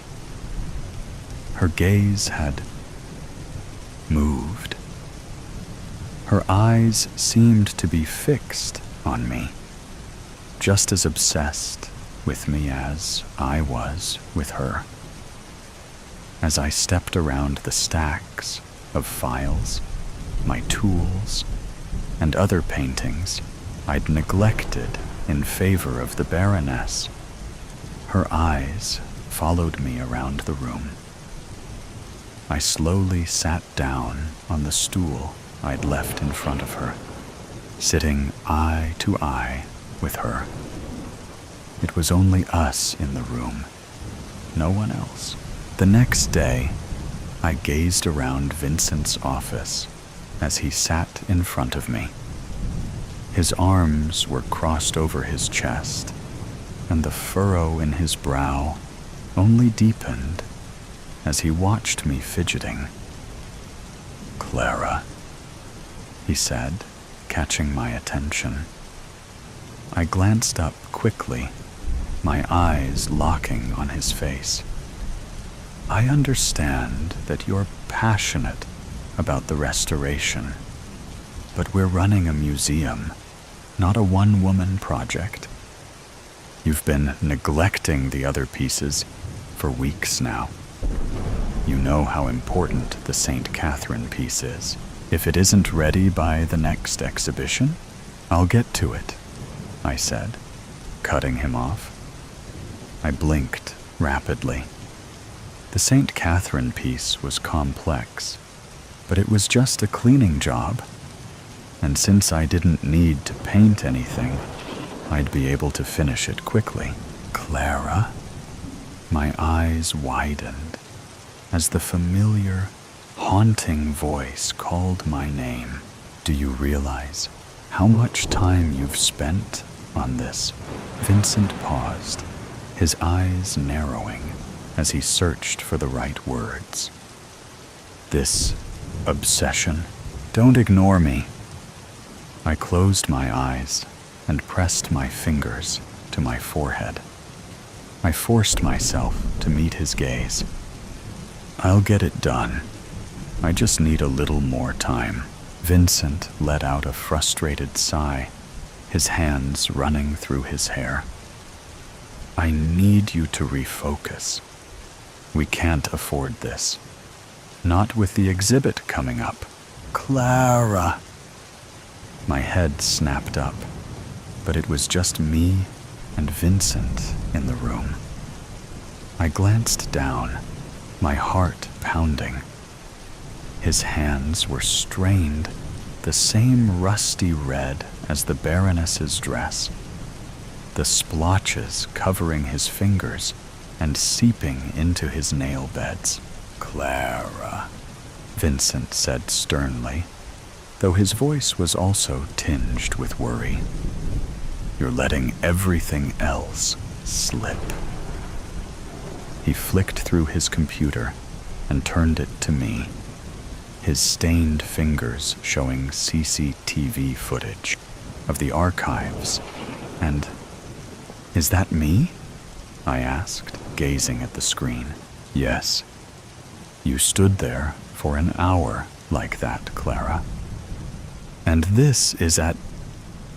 His voice trailed off as he checked the timestamp. His face grew increasingly lined with worry. "The point is, you haven't been yourself. You look like you haven't slept in days, Clara. This isn't you. Go home. Get some rest," he said, sighing as he adjusted the screen back to normal. I stood, and without hesitating, I left his office.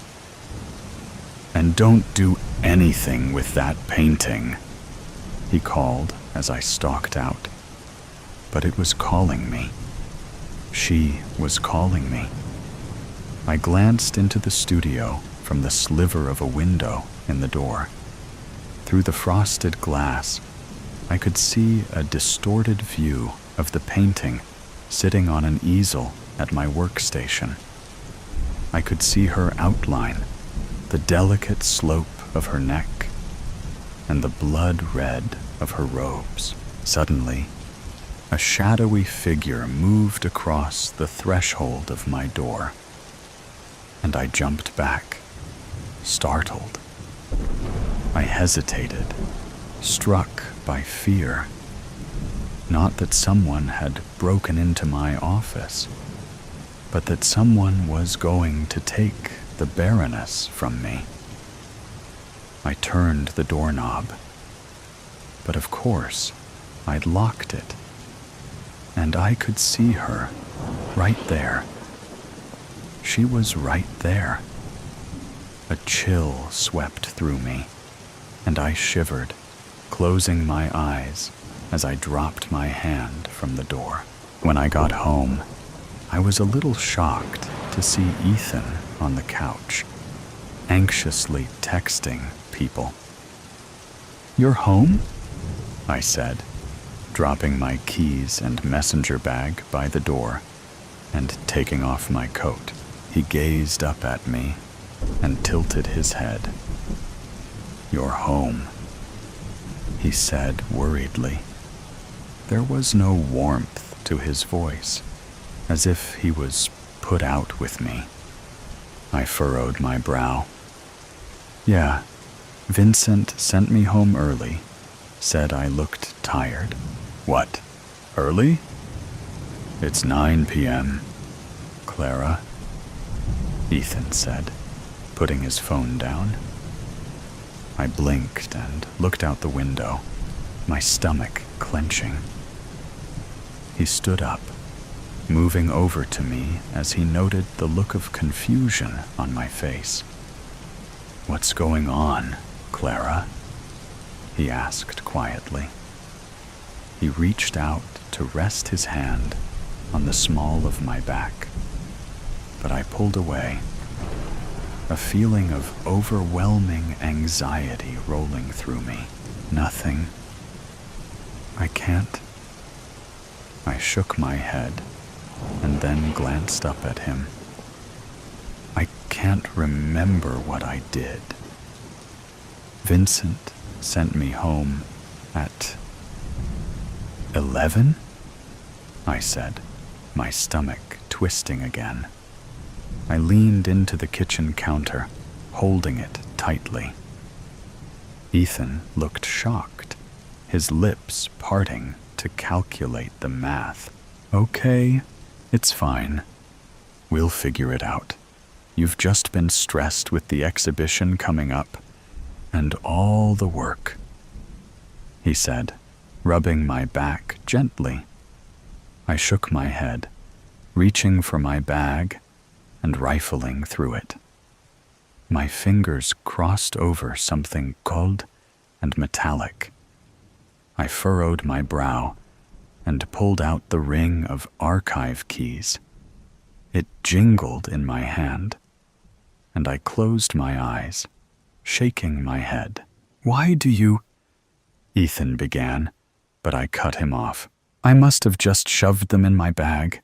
It's fine," I said, taking a deep breath.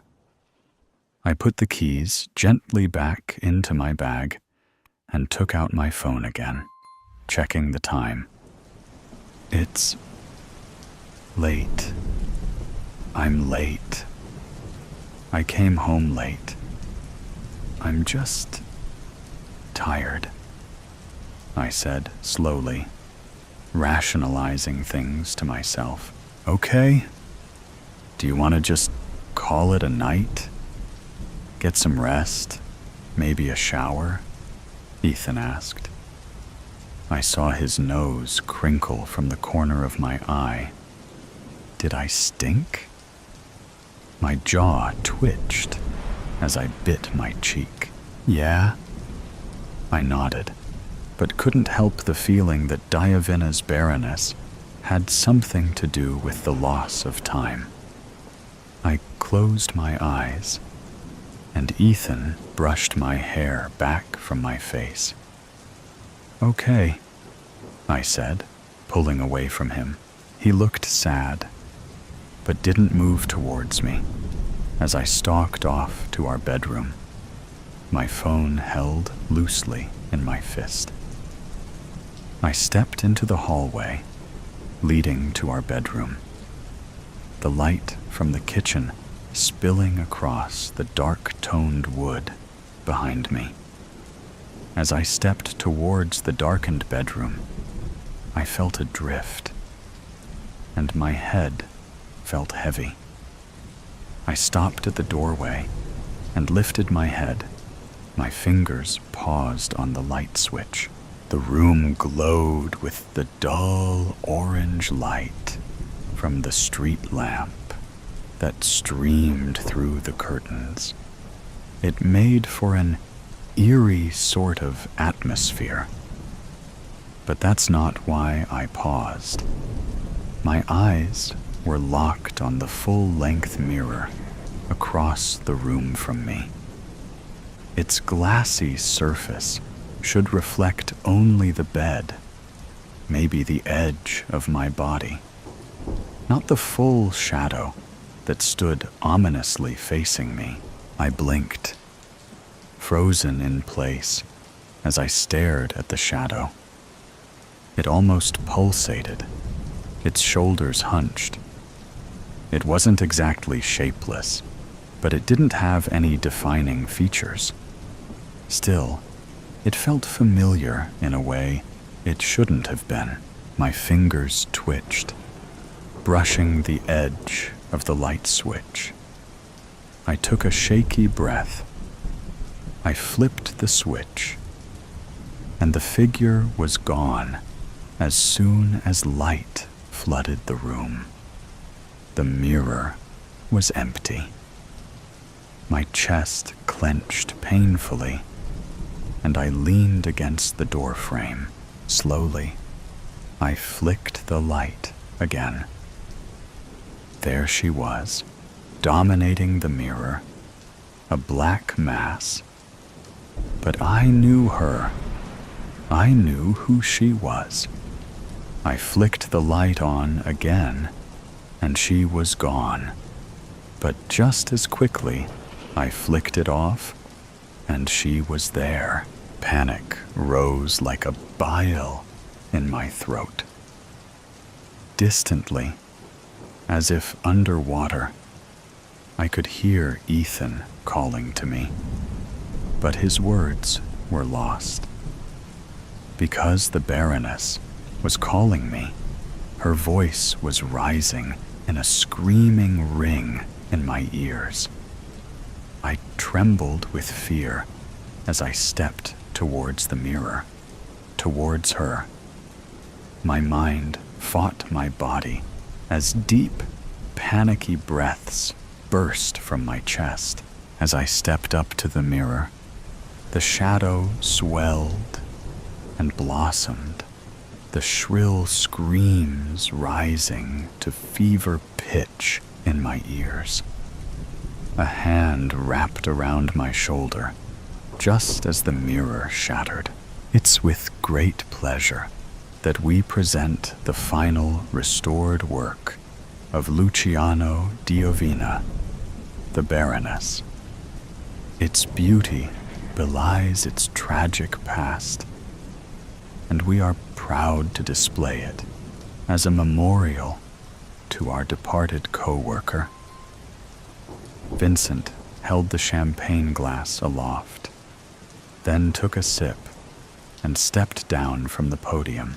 Beside him, the Baroness had been artfully restored, her colors vibrant, her skin creamy, her robes deep and gory slash of blood red. She looked almost youthful, brought back to life at Clara's skilled hands. It's a shame. An older woman stands next to a younger one, both eyeing the Baroness and the in memoriam plaque that had been hung next to her frame. The younger one nods, glancing nervously at the portrait. It's tragic. But did you hear about what happened with her boyfriend? I mean, the portrait, sure, it's gorgeous, but I heard it was bad. They glance at the painting. Like gruesome. Like she was obsessed? They cut off, clearly unsure how much to say. The older co-worker's voice drops even lower. Obsessed doesn't even cover it. But you didn't hear it from me. It's a horrible end, though. They each sip their champagne, the younger one shivering as if she said too much. The older glances down at her watch. Come on. The presentation. We're late. Wing woman. God, I hate flying. I look out the window of the 747, so foolishly boarded in my rush to get cross-country as quickly as possible. We are flying through some dark clouds, so there is little to see. The old, familiar fear rises in the pit of my stomach as I try to push it back. I have to maintain myself. Don't start to panic. Nothing's going to happen. I try to flood myself with calm, even as I'm white-knuckling the armrest. The 4 Jack Daniels I had before the flight aren't working. The plane is shaking a little bit. I get it. I am a nervous flyer myself. The stranger next to me smiles reassuringly, but her voice doesn't sound nervous at all. I never liked it and avoid it whenever I can. Cars or buses are safer. She chuckles. You do know that's not what they say. Who says? The experts, of course. You can't trust them. What makes them experts anyway? My face feels raw and flushed. Am I turning red?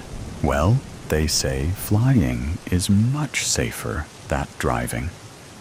Thousands dead every year from cars, but no fatal plane crashes in the United States for several years now. She's trying to calm me, but I've heard it all before. Don't believe a word. I know. I've heard all of that. But it just takes one plane to crash, and over 100 dead, just like that. What if it's this plane? I can feel it shaking. Is my voice trembling? I don't want her to notice and think I'm a coward. Hell, I am afraid. It's embarrassing for her to see it. Her face shows concern. Or is it contempt? I'm not sure. She's middle-aged, but still in good shape. And pretty. It's all right. Don't worry. Planes do all kinds of different things in flight. A little shaking is perfectly normal. I fly quite a bit, and no, you must think me a real loser for being so frightened, and you're so calm. Oh, I'm not calm, just a good actress. She teases. What's your name? Charles? But my friends call me Charlie. Well, Charlie, I'm Rachel. But my friends call me Rachel. She smiles and extends a slender hand because my hand is sweaty and a little shaky. I hesitate momentarily to return her handshake, but overcome my reluctance. She doesn't seem to notice or care about the condition of my hand. Where are you headed? I ask. To Dallas. I have a job in marketing, so I do a fair amount of traveling, but I still understand the nervousness. Never feel quite calm till the plane touches down and stops moving. I can't tell you are nervous at all. Like I said, Charlie, I'm good at acting the part of a calm, cool, and in-control flyer. Perfected the part, you might say. How about you? Where are you headed? Family crisis. My mom is in bad shape, and I have to head to a small town about 100 miles outside of Dallas and get there quickly. Otherwise, I'd never be on this death trap. I smile, trying to make a little joke of my fear. Sorry to hear that, Charlie. I hope she gets well soon. So do I. But the doctors say the odds are against her. So this might be my last visit. I have to tell myself that as long as there is life, there's hope. God, I'm sorry. I lost my father about a year ago. It's horrible to go through. Our conversation is interrupted by a few particularly bigger bumps than the previous ones. After the shaking stops, her demeanor seems to change, and she sounds a little different when she resumes talking. Charlie, I feel bad for you. Not only are you having to deal with your mom's illness, but then you have to brave this shaky flight. I thought you said a little shaking was normal. Well, a little shaking at times is normal. She gets a little closer to me and lowers her voice a bit. However, to be truthful, this flight is a little more bouncy than usual, but I'm still not that concerned yet. What happened to projecting the fearless businesswoman? My fear level is rising again. Sorry. I guess I just feel more comfortable with you. I usually sit next to people who are totally fearless. They will hide stoically through the bumpiest of flights, showing no emotion, while I am churning inside, but still projecting my calm exterior. But with you, I can be real. It's liberating. Her slightly moist hand finds mine and squeezes it slightly. It's comforting to have a fellow passenger reveal her inner anxiety to me. We are companions in fear, friends of anxiety. Don't worry. It's nice to know I'm not the only one. Sometimes I feel that I can't even talk about it without people giving me all the statistics about how safe flying is and how foolish my concerns. I smile at her Our inside joke. She softly laughs. You got me, Charlie. I was overcompensating, I guess. What can I say? Hope you don't think I am a pure hypocrite. Hypocrite? Heaven forbid. Just a good actress. Oh my, Charlie. Flattery will get you everywhere. She bravely says, but her hand pressure gives her away. More ups and downs, and more bumping now. Worse than anything before it. Quickly, the fasten seat belt's lamp comes on, and the captain's voice comes over the loudspeaker, telling us we are experiencing a little unexpected turbulence, but there is nothing to worry about. Talk about acting. Do these guys train in how to project a confident and reassuring voice? Or what? I'm not believing him at all. There's got to be something wrong. Otherwise, why the seatbelt light and message from the captain? Why the ever-increasing bumping? The engines don't sound right at all. This isn't how engines should sound. Are they cutting out? Losing power? Are we losing altitude? I look over at Rachel. There is fear in her face now. Our sweaty hands are in a death grip. I'm so glad she's here with me. The night the engines died, the passengers of Flight 227 had just completed their meal.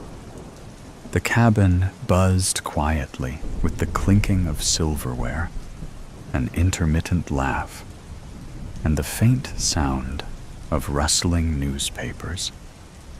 Ordinary, routine sounds that masked behind the fragile facade of safety the horror that loomed just beyond. A stewardess laughed at a joke told by a passenger. A man in first class swirled his wine, enjoying the final sip. Suddenly, the intercom crackled to life, its static sibilant as a snake wrapping its way around the unwitting passengers. Then the voice, calm, deliberate, but with an unnatural solemnity, as if the captain was reading his own obituary. Ladies and gentlemen, this is your captain speaking. A moment of silence, just enough time for apprehension to germinate. I need to inform you of an issue.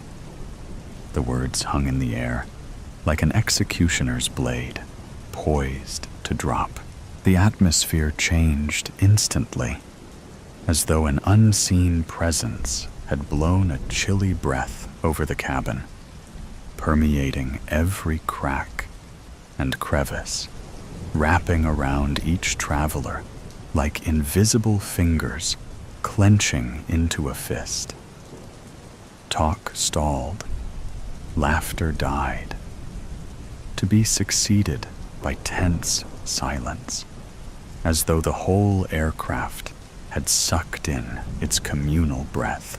The pilot went on, his voice strained with shame, but shaking under the burden of the nightmare he had created.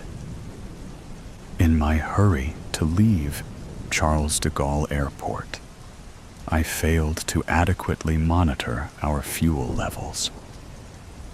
A long, ragged pause ripped through the intercom, as though he was fighting to get out the words. I am ashamed to say this. I know I have let you all down. A hollow, uncomfortable silence fell over the cabin, choking the air like an invisible hand squeezing against each chest. The pilot paused to catch his breath before continuing, his voice cracking under the strain. Since we have been flying for a long time, our destination could be beyond our reach, since we may lack sufficient fuel to get there. The finality of his confession hit the passengers like a physical blow, drawing the air out of the cabin as though the aircraft itself had inhaled a gasp of horror. Some cried out loud. Others were paralyzed, their hands clenching armrests so hard that their knuckles whitened, as though through sheer force of will they could halt the unstoppable. A man grasped at his chest, his breathing shallow and fast, the first spasms of fear gripping his heart. The aircraft, once a sanctuary of order and technology, was now a prison of uncertainty. A metal coffin cutting through the emptiness at 500 miles an hour. Every flashing light, every jolt of turbulence seemed to foretell disaster. The whispers of fear were growing louder, building into a jarring buzz of terror. There were no strangers then, just the doomed, held together by the unspoken grasp of fear as they spoored toward some unknown destiny. And then another violent and convulsive shudder that ripped through the aircraft as if it had been seized in a death grip by an invisible hand. One of the engines coughed, sputtered, and died. The whole plane shuddered as if it had been hit by an invisible blow, a jolting crash of bone that threw passengers from their seats and sent loose objects flying through the cabin. The sickening lurch sent drinks crashing, trays falling to the floor, and overhead lockers bursting open, their contents spilling into the aisle. Gasps turned to screams as the cabin tilted, the aircraft going into an unnatural descent. The aircraft had already started to descend to New York, but now it was plummeting, no longer descending in a controlled manner, but spiraling out of control. The cabin lights flickered madly, casting crazed shadows on faces paralyzed with terror. The aircraft lurched violently, its damaged fuselage objecting to the stress. Oxygen masks dropped from the ceiling like ghostly apparitions, dangling inertly amidst the chaos. The cabin erupted into pandemonium. Screams of abject terror, cries for assistance, the raspy howls of those who recognized the inevitable. The night sky outside, once an endless expanse of stars and silence, now pressed in like the walls of a closing tomb. The vastness had turned suffocating, a cosmic void ready to consume them. Below, the earth was no longer a distant haze, but a giant, looming thing, reaching out to snatch them with an appetite that threatened to consume them. City lights unfurled like streaks of flame, oblivious to the souls above, speeding towards their fate. The altimeter ticked down at a remorseless pace. The aircraft was still too far from New York City. Its decreasing altitude a grim countdown, without reprieve.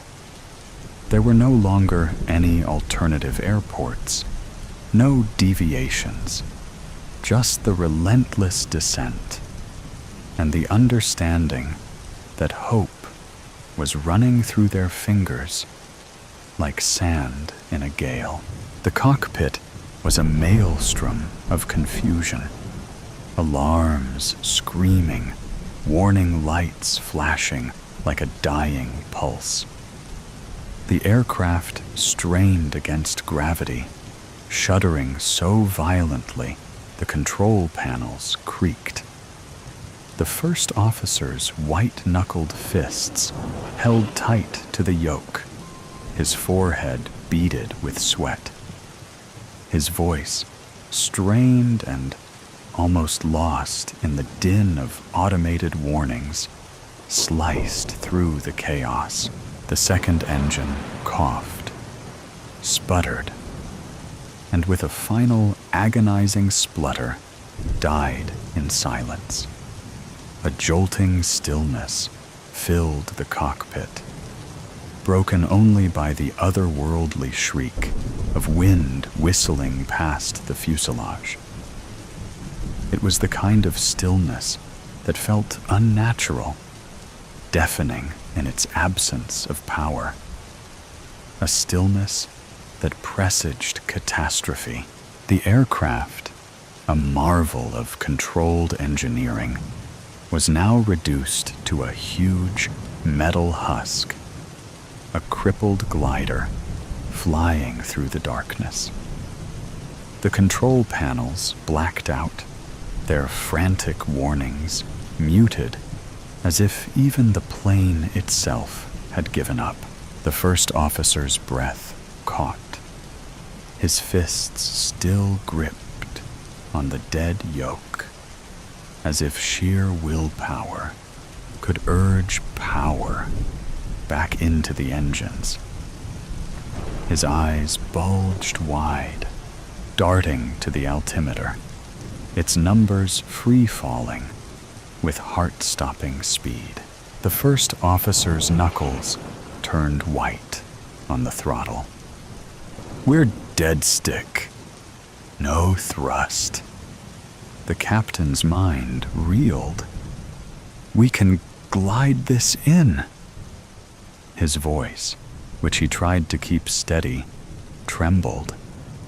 He was not sure. It seemed to take forever for the ram air turbine to deploy, its little turbine opening up into the howling wind like a desperate, last gasp prayer to the emptiness. Inside the cabin, the flight attendants strode down the aisles with stiff formality, their faces drawn but determined, their voices, strained as they were, carried the authority of rehearsed command. "Brace for impact, please," one of them screamed, her voice hardly cutting through the noise.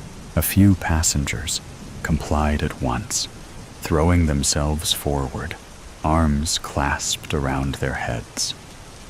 Others were paralyzed, their brains locked in denial, unable to comprehend the unimaginable. One man struggled with his seatbelt, shaking so hard he couldn't locate the buckle.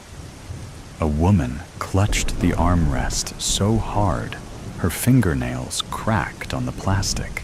The emergency lights strobed feebly, casting eerie shadows that twitched on faces contorted in terror. People shrieked, a loud, grating cacophony of terror. Some embraced their loved ones. Others slapped hands over their faces, screams muffled by the deafening quiet of the plummeting plane. A flight attendant, holding onto the back of a seat for balance, mouthed frantic reassurances no one heard. The aircraft vibrated heavily, the fuselage complaining in protest to the strain of its powerless plummeting. Unsecured items flew around the cabin, bouncing off chairs and people. Each passing second seemed impossibly long, as if the fabric of time itself had rent asunder under the threat of disaster. The captain gritted his teeth, his hands trembling over the controls. The glide of the plane was erratic, its path a hardly controlled plunge into the emptiness. The cockpit echoed with alarms, relentless, screaming their warnings in a cruel mockery of hope. Smoke from the failing systems wreathed through the dim light, the acrid scent of burning circuits searing his lungs. And then, out of the spinning darkness, out of the turmoil, he saw it, a faint, glimmering glow in the distance, cutting through the blackness like a sliver of salvation. New York City, runway lights, a fragile lifeline quivering in the fog, teasingly distant. But could they reach it? Or was it an illusion, a mirage in the final few seconds before extinction? The first officer's breath caught, his heart racing in his throat, as his eyes locked onto the gleaming light ahead. We might make it, after all, he whispered, his voice trembling with a faint, desperate hope, as though saying the words aloud could make it so. But beneath his words was the unspoken fear, the knowledge that they were still at the mercy of gravity, the wind, and fate itself. But they hadn't reached there yet. The trees rose like shattered black shapes, their gnarled branches reaching out greedily toward the plane, as if to pull it down into nothingness. He had seconds. His grasp of the yoke was vice-like, his knuckles white under the faint glow of the flickering gauges. The plane bucked in an irregular motion that was wild, turbulence and gravity resisting every movement. His heart throbbed in his head, but his mind was fixed in steel-sharp concentration. The first officer took a deep breath. Hold it just a little longer. The branches on top of the trees were closing in. The runway lights continued to flicker ahead, teasingly near, yet impossibly distant. They were on the brink of salvation or doom. One last risk, one last wild maneuver. With a violent tug on the controls, he went for the gap. The tops of the trees scraped the underside of the plane, ripping at the undercarriage. The sound of metal on wood screamed through the cabin, and then a deafening, bone-crushing bang. A merciless cacophony of screaming metal and bursting steel, as if the heavens themselves had fallen. The force of impact vibrated through the fuselage, seats ripped from their mounts, bodies tossed around like dolls, flames licked along the broken edges of the aircraft, illuminating the darkness in an otherworldly, flickering glow. A choking cloud of smoke rolled through the wreckage, its acrid grip tightening around every strangling breath of air. The ground trembled with aftershocks, debris still creaking and groaning in the burning wreckage. Then, silence. A fragile, unnatural silence, shattered only by the crackles of fire and the rough, strained breathing of those who remained alive. There were cries from the rubble, some in the distance, some close, bare with pain and shock. The reek of smoldering petrol clung to the air, a bitter reminder of how close they had come to complete destruction.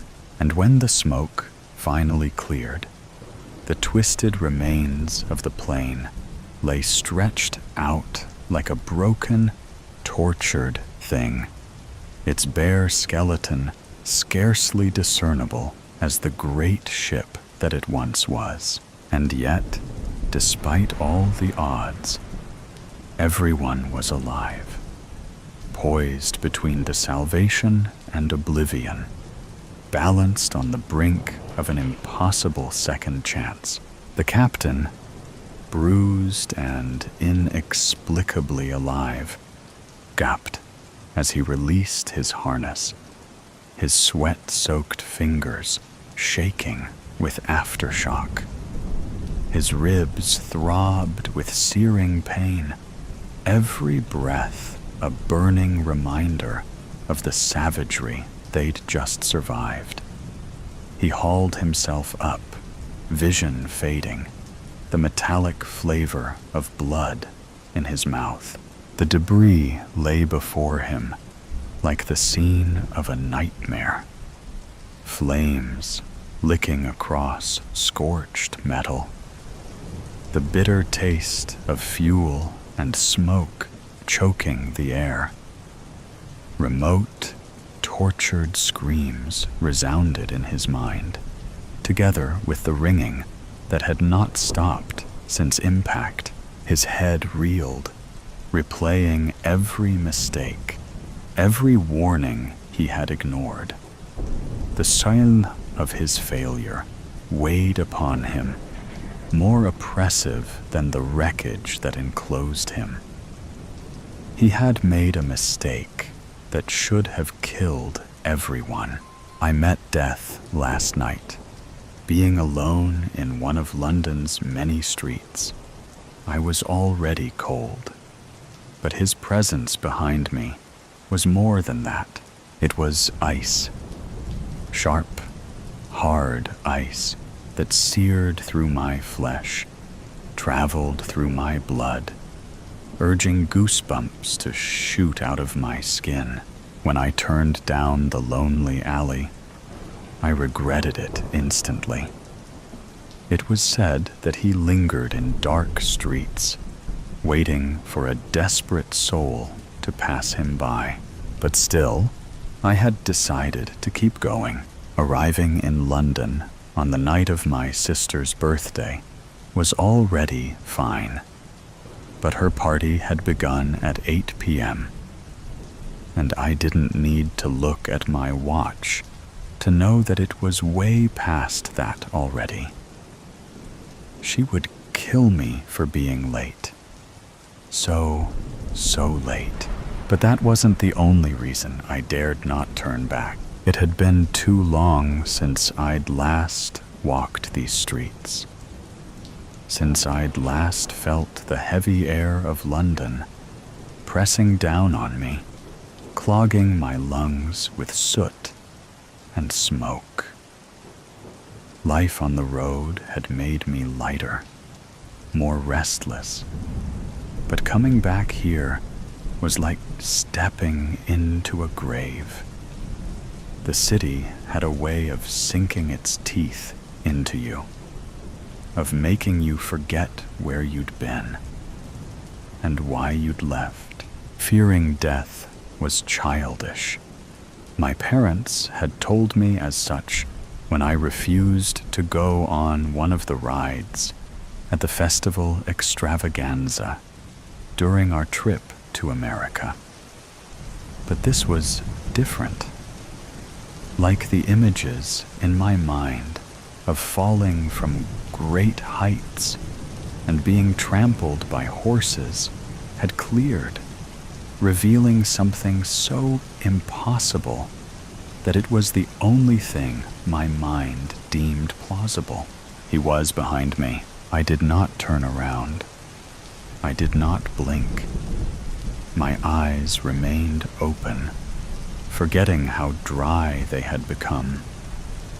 I just stood there, an invisible force stopping my feet from taking off into a run, from sprinting around corners and through streets until he would inevitably catch me.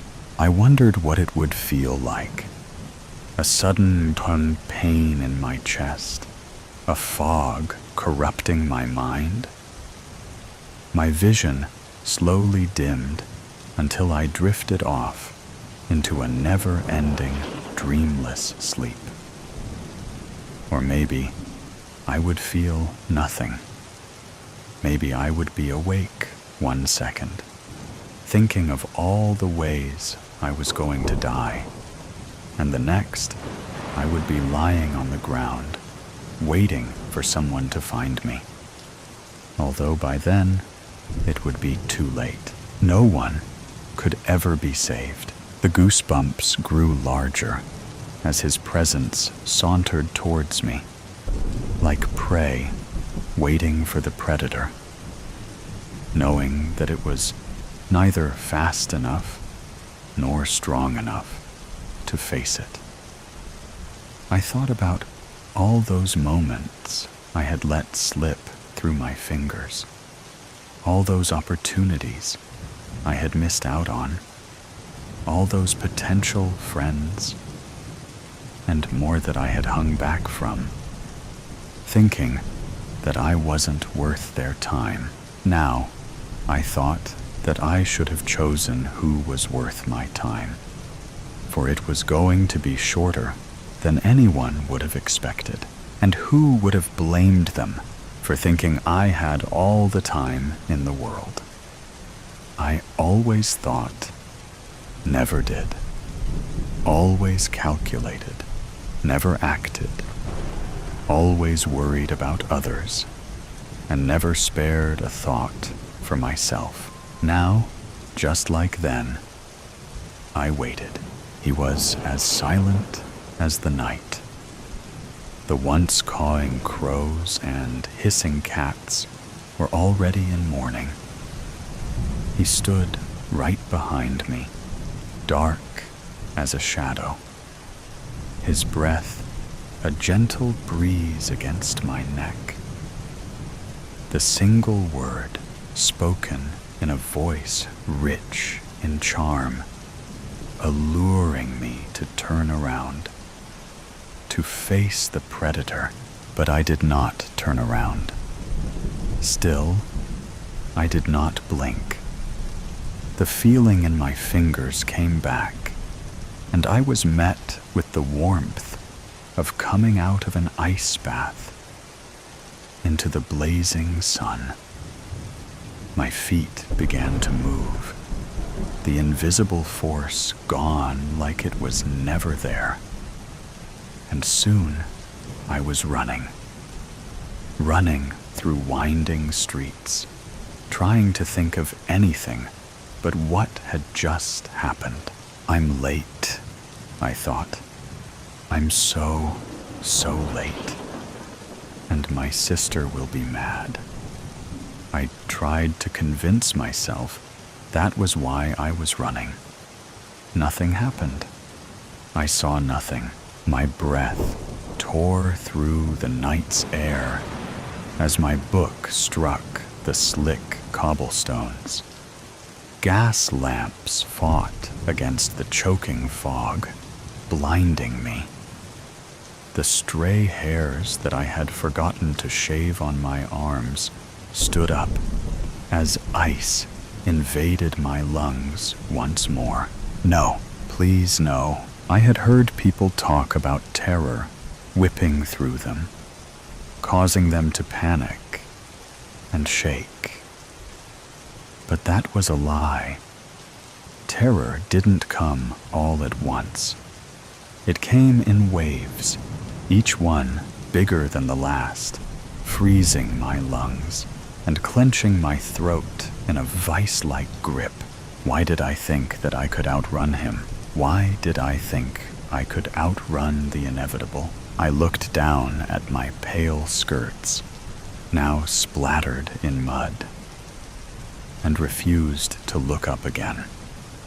The shock of what I might see would kill me before he did. He made no sound as he approached for the second time. No footsteps, no shift of breath or fabric. Just the sudden, certain sense of him standing before me. Close, too close. My eyes stayed down. I could feel him watching me, the weight of his gaze pressing against my skin like the brush of fingertips. My breath hitched.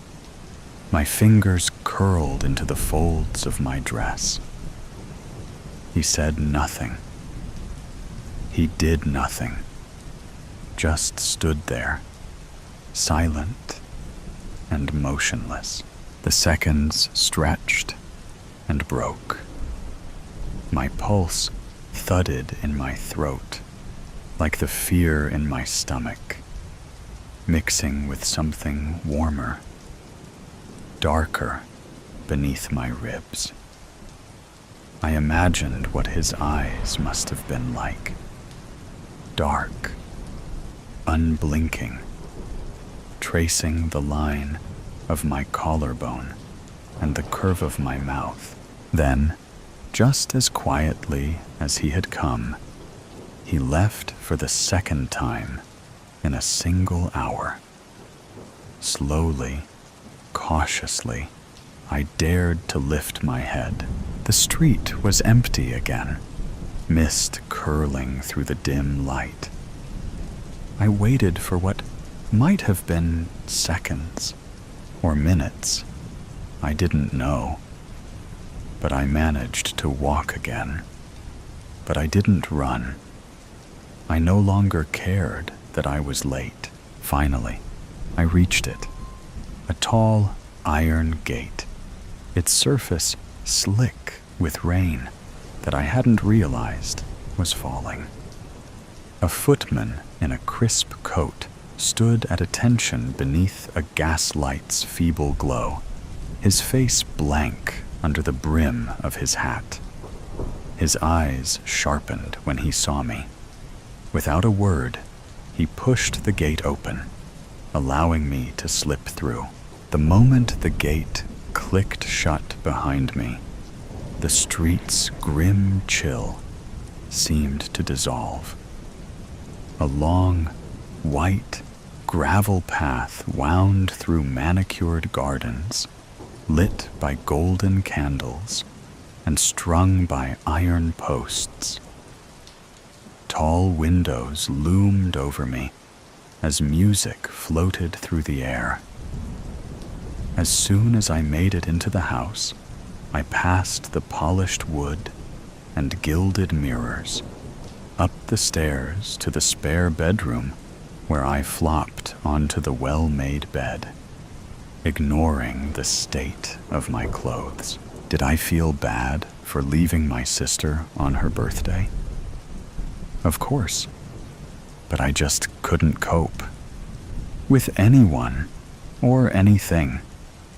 I didn't think I could even fall asleep, no matter how much my body craved it. I had spent so long moving from place to place, never staying long enough to leave a mark, never bothering to make ties. I told myself it was because I liked the freedom, the open road, the thrill of waking up in a new city with new faces. But the truth was simpler. It was easier not to care when you knew you wouldn't stay long enough to lose anything. I met death last night, and I lived, master of puppets. Io sono il padrone, e tu sei il burattino. I am the master, and you are the puppet. Working in an antique store was hardly where Aislinn saw herself 5 years ago. But beggars couldn't be choosers in this economy. Her dreams of becoming someone had been crushed by the reality of life and the collapse of her support system after college, and she depended on this job to make ends meet. Still, something was charming about the Raven's wares, even if she did encounter some characters from time to time. Her cousin often asked her if she had ever felt spirits or weird energy working around the real skulls, the old Victorian dolls, or the taxidermy of the Raven that gave the store its name.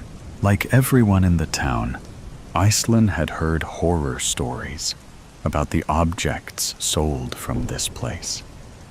A man bought a doll for his daughter, and they all vanished without a trace a week later. A woman bought a pretty ring and died in a freak accident with the ring on her finger. Someone bought an old statue and fell down their stairs. The truth was, Aislinn didn't believe in those sorts of things. Ghosts, ghouls, or energies. Sure, the place was creepy if you worked late alone on long winter nights, but it paid the bills. Those horror stories were coincidences. Plenty of people had purchased items from the Raven's wrath without an issue. Her cousin believed in that side of things so strongly. People whispered about her behind their hands. If Aislinn started believing, what would they say about their family? It was bad enough she worked here. The customers you never heard about were outsiders. A tiny voice in her head would whisper when she had this argument with herself. You've never followed up to check on what happened afterwards. She looked up from her phone when Eli barged their way back through the piles of antique junk piled around the place. A guy dropped off this painting today. I'm telling you, it's weird. Aislinn knew that everything here was weird, in one form or another. She once had someone try to offer a jar of real human teeth. That had been on her second day, and regrettably, it had not been her last strange experience. They jerked their thumb over their shoulder. It's out the back by the rocking horse. I need you to label it up before you leave tonight. Did he give any details? Nah, I'm surprised you didn't see him. Dark-haired guy, glasses, had some sort of accent.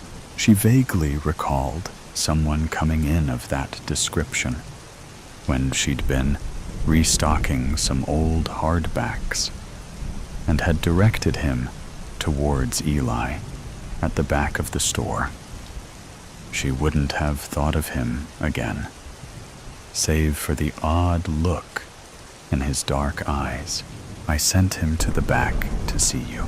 He had this look in his eyes, like he'd seen things, you know? I offered him a fair price, but he didn't even want the money. He just said to take it. He didn't want money? Aislinn repeated slowly. That's a bit weird, don't you think? Maybe it came with bad memories or something. Eli shrugged. Just make sure to get it cataloged to go out on display. I've got to head off. I'll see you tomorrow. The afternoon was quickly fading, the air becoming colder and far less welcoming inside. The eyes of the raven on the desk seemed to watch her every move, and the gentle ticking of the antique clocks suddenly felt ominous. Even the shadows of the shelves seemed to be lengthening, reaching out in her direction. Aisling looked up from her book and paused. The store had fallen eerily silent. She felt her heartbeat increase as the hair at the back of her neck stood up. Hello? Why was she calling out? There was no one there. No one had entered the shop. The bell above the door had been silent for hours. A faint whisper seemed to be coming from the distance. Someone must have left the radio on in the storage room. She walked to the back of the store, trying to ignore the feeling that the eyes of the dolls were watching her. It wasn't like her to be this paranoid. She pushed the door open wide and reached in to grab the portable radio the manager insisted on keeping around. Her hand found the handle and lifted it out. It was switched off. Okay, she muttered, feeling a cold trickle of sweat run down her back. She set the radio down on an empty stool and worked away around the mountains of antiques to find the latest addition to the collection. Aisling pulled the sheet off slowly and recoiled. The painting was of a hanging puppet, clearly based on the original Pinocchio story. It's dressed in traditional clothes against a gruesome backdrop of bones and the occasional skull. The entire thing was bordered by a swirling wine-red, blood red. A shudder ran down her spine as she took in all the gruesome details. The glass on the front was cracked, but that was hardly anything they couldn't fix. There was something odd about the break, something she couldn't quite put her finger on. She turned the painting over to check the back of the frame and noticed a faded name on the back, too illegible to read, and an unmistakable bloody handprint. What the hell? The painting clattered to the floor as she reeled back, banging into a cabinet and screaming as the puppet hanging there swung into her face. Its painted smile seemed twisted into a cruel leer as she swatted it away, clutching at her chest. She took some calming breaths. She picked the painting up from the floor with shaking hands and turned it over, aware of her heart racing in her chest. There's no bloody handprint, only the faded marks of a name. You're going mad, she muttered to herself.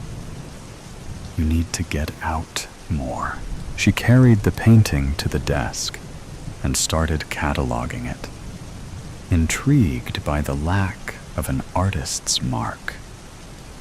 Even a quick Google search yielded no results, and after a few minutes, she brought it back to sit at the back by the dolls and puppets.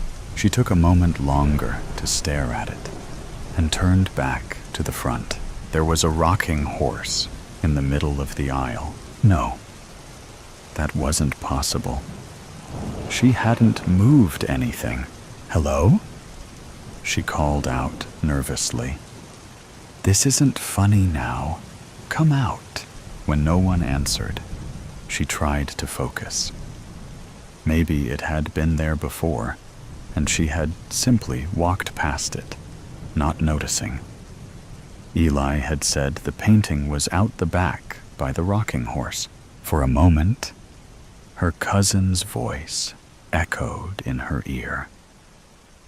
Though she tried to deny it, this was not the first time something like this had happened on her shift. Eli had laughed it off with her at the time, but she hadn't seen a bloody handprint last time. Eli had moved the horse. That's all there was to it. Aisling walked back to the front of the store and stared out at the street. Across at the ordinary sight of the small local shop and the dress shop beside it. Maybe she needed a holiday. The radio started playing a Cure song. Had she turned it on? When had she brought it to the front? Suddenly, the dark shop seemed alien to her. No, now she was being stupid. She didn't believe in any of that stuff. A sudden tiredness overcame her as she sat back in her chair and started to doze, watching the cuckoo bird on the antique clock swing backwards and forwards, swinging, swinging. She could hear the distant creaking sound of a rope and sobbing cries, growing louder and louder. Oh, how painful! How painful! Why wasn't I good? Something was hovering in the corner of her vision. Every instinct in her body screamed at her not to turn and look, to run away from that shadow. She turned her head and saw the puppet from the painting. It raised its head and leered at her. Puppets have no soul, but they do a lot of harm. Suddenly, she was the one battling with the rope as the puppet laughed and screeched over and over. I want to be real. I want to be real. I want to be real. Aisling leapt up from her sleep, feeling the phantom rope around her throat. Every item in the shop was facing her. They seemed to be looming towards her, skulls echoing the cries of the horrific voice as it cried out over and over. Whatever sick joke this was, she wasn't playing anymore. She ran to the door and tried to haul it open. It was locked. The room seemed to darken, and the sound of the puppet's voice, distant at first, became unmistakable, growing clearer with each passing second.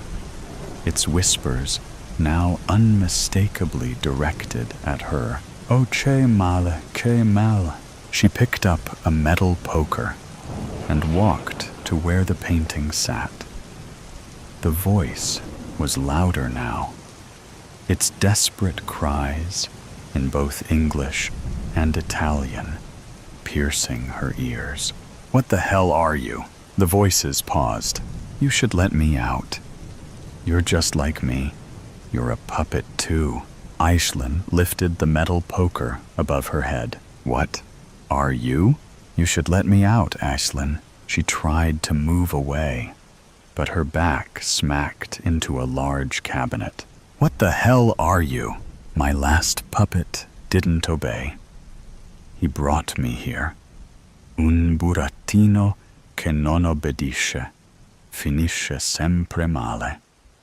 A puppet who does not obey always ends badly. You should let me out. I've always been here, waiting for someone to let me out. She realized then what was wrong with the glass.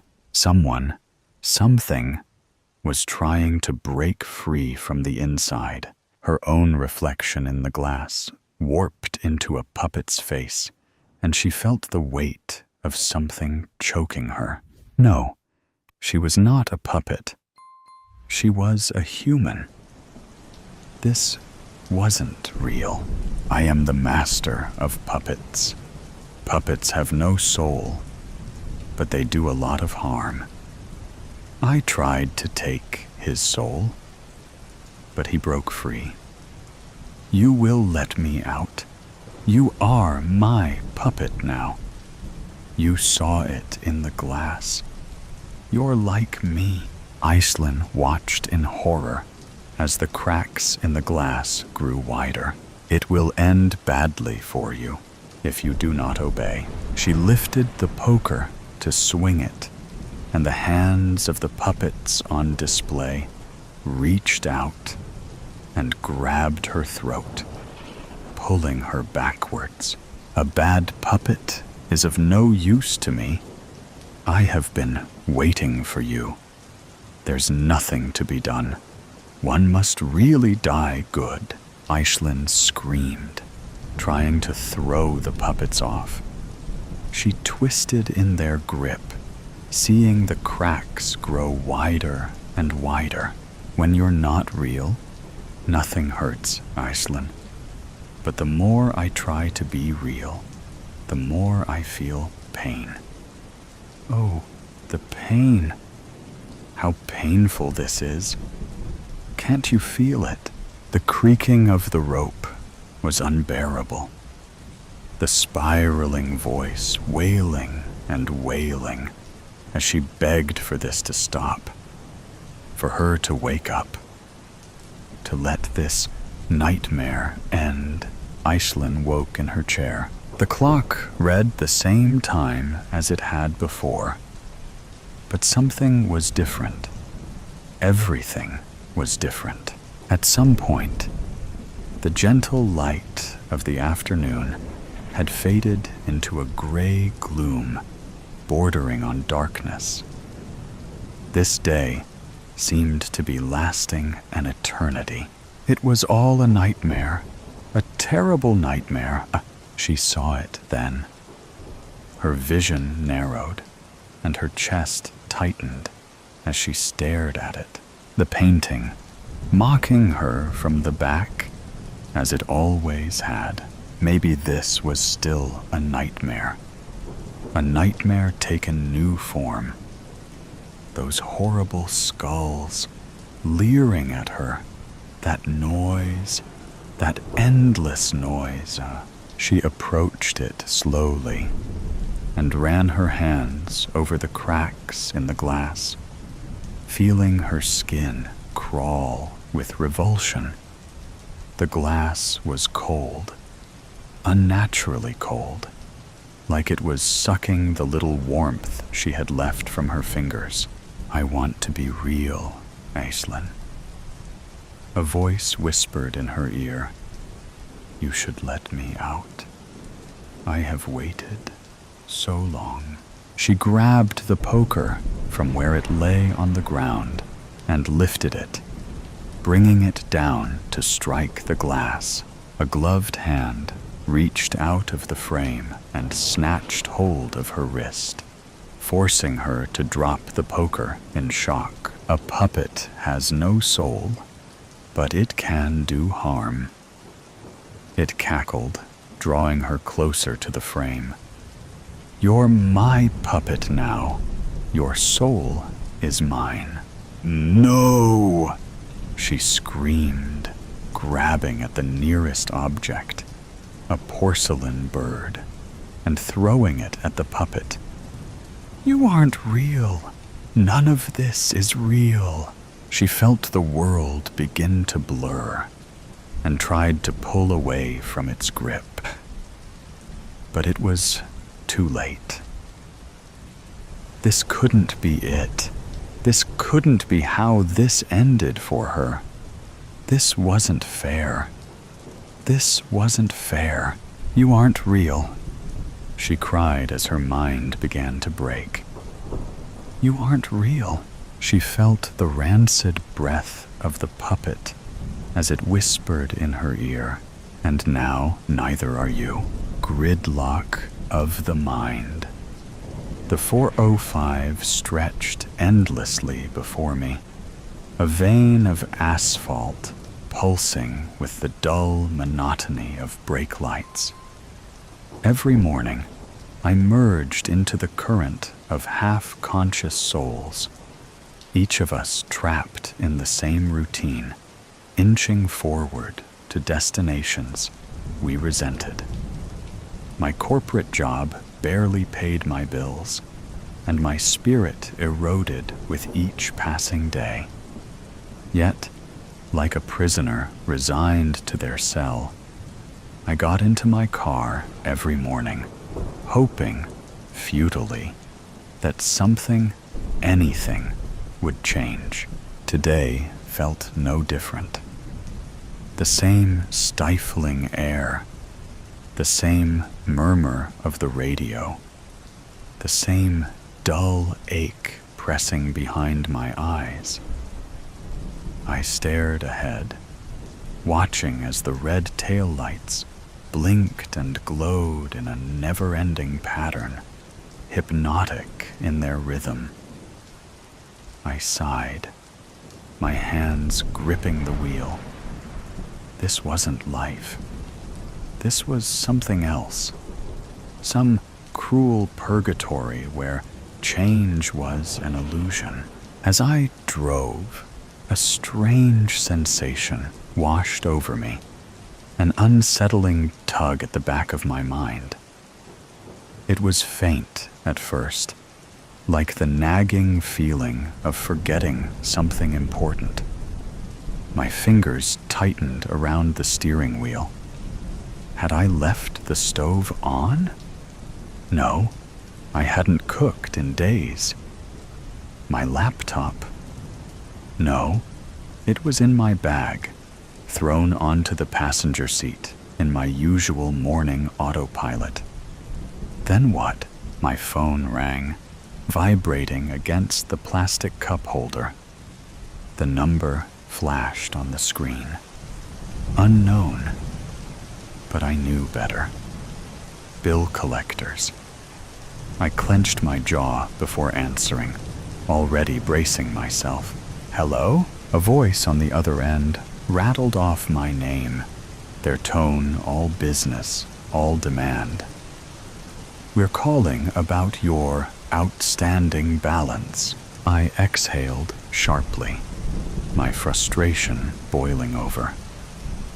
Do you think I don't know that? Do you think I just forgot? I'm sitting in traffic, wasting my life away every single day to make barely enough to survive. And you think I magically have money for you? Tell me, how am I supposed to pay you when I can't even afford to live? Silence. A pause. Then the collector launched into their script again, as if my words meant nothing. I hung up. Hard. The phone clattered onto the seat, and I turned the music up. Loud. A mix of music and Spotify affirmations played in an endless loop. You are strong. You are capable, a voice repeated. But the words felt hollow against the weight pressing down on me. I switched back to music, something loud enough to drown it all out.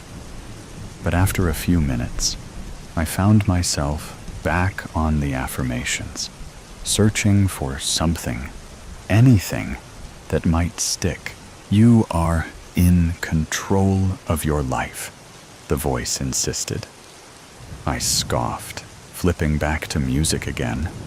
The bass thumped through my chest, rattling through my bones, drowning out the rage, the helplessness, the crushing weight of it all.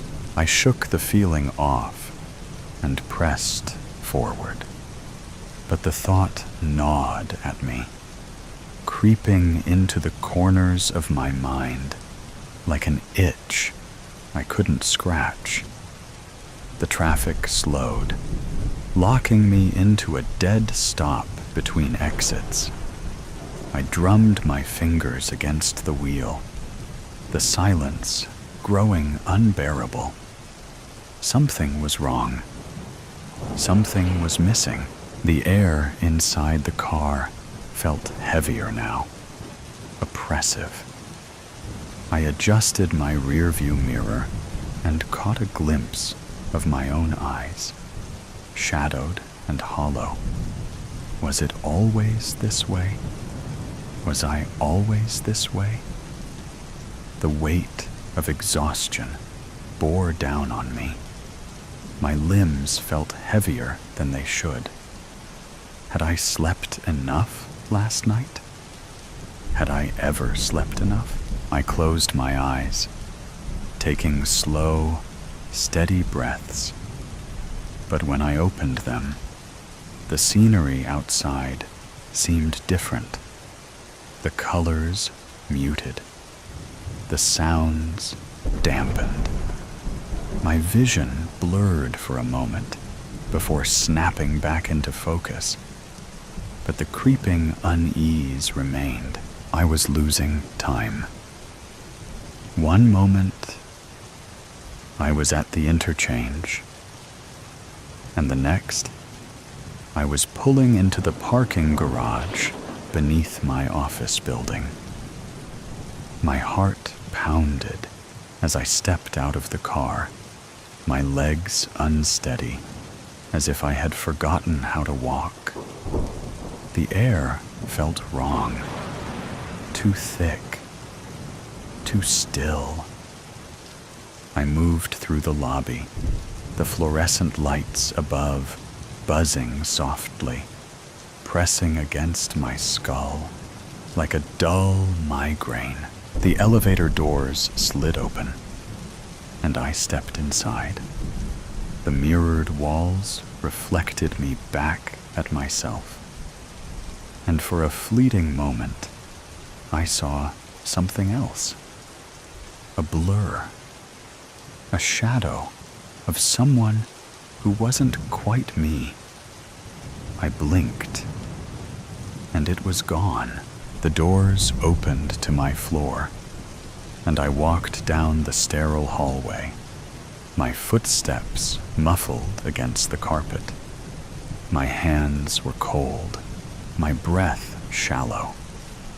My mind screamed at me to turn back, to run, but my body moved forward, as if caught in the undertow of a dream. I reached my office door, hesitated, then turned the knob. The room was dark. The air smelled of familiarity, of something deeply personal. My breath hitched as I took a step inside, and the walls expanded, morphing, shifting. No, I wasn't at the office. I was home. My bedroom lay before me, unchanged and untouched, as if I had never left. My unmade bed, the half-empty coffee cup on my nightstand, the soft hum of the city outside my window. I stumbled backward, my heart hammering. How? I had driven here. I had spent an hour in traffic. I had been walking into my office just moments ago. I turned, reaching for the door, but when I opened it, there was no hallway, just the same road, the same endless stretch of the 405. My hands trembled as I turned back toward my room, only to find it dissolving around me, slipping through my fingers like sand. And then I was back in my car. Traffic had barely moved. The radio played the same mindless chatter, and the clock on my dashboard blinked mockingly. 7:45 a.m., just like it always was. I let out a shaky breath, gripping the wheel so tightly My knuckles turned white. My skin felt cold. My pulse raced. What was real? Where had I been? And then the realization hit me. I was late. I was still home. Still in bed. Still asleep. The panic rose, clawing up my throat as I fumbled for my phone, desperate to check the time, to wake myself up. But when I looked down, my hands weren't there. The car, the traffic, the drive, it wasn't real. I never left my bed. I was still dreaming, or living a nightmare, over and over. The mysterious painting. After pushing back from its gate, the Swiss Air midday flight to New York moved slowly through a light snow flurry to its designated runway. The first-class cabin was less than half full. The passenger in 1A was pleased there was no one opposite. A smiling cabin crew offered him a glass of champagne. He declined, asking for double single malt. He thought about the voicemail, a somewhat guarded call, coming from someone he hadn't spoken to in 15 years. What drove his final response was the email attachment that followed. He'd tried retuning the call, but it went to voicemail. He sensed something was wrong. He'd barely had time to return to his apartment from where he'd been staying, find his passport, pack a new bag, and take his car service to the airport. Something was telling him missing the flight was not an option. Philippe Abano was an internationally recognized art specialist, having spent 35 years researching the French Impressionists, a group of artists whose collective works, long after their passing, at auction, would shake the art world to its foundations. As with many famous artists, there were finished canvases, although documented, which had never been located. The Nazi art plunder, which began in Germany in 1933, contributed to the loss of artworks across Europe. The French Impressionists were not exempt from this pillage. 48 hours previous, Marie Le Pen was an art restorer. She worked almost exclusively for the Metropolitan Museum of Art, specializing in the restoration of damaged watercolors. On occasion, she did private restoration. With the museum's knowledge, she'd taken a call from a person representing a Mr. Retzlaff, saying she'd been recommended by her superior at the museum as someone to inspect a damaged watercolor he possessed. Marie, who loved her work, agreed to view the painting. She agreed a time the following day. Mr. Retzlaff would send a car. Very swish, she thought. After offloading her bags from the limousine sent for her, she looked around. The street was amazing. Narrow, with private residences, no commercial properties. The houses all appeared to be of similar build, 5 or 6 floors above ground, with basements or walk-downs. Every property was maintained like new. Flowers and trees adorned the street. There was no garbage and no graffiti. The residence they stopped in front of was impressive, with red brick and huge floor-to-ceiling windows, edged with carved stone. At roof level, gargoyles peered down, surveying the scene. This was a part of New York most people would never see. Amazing. She followed the driver up the marble steps. He pulled on the brass handle and returned to the car. A man wearing a bow tie and black trousers answered. "Yes, madam?" he inquired. "I'm Marie Le Pen. I believe you're expecting me?" She smiled. "We are indeed, madam," the stern-faced man replied. The entrance hall was huge. She could smell timber and brass polish.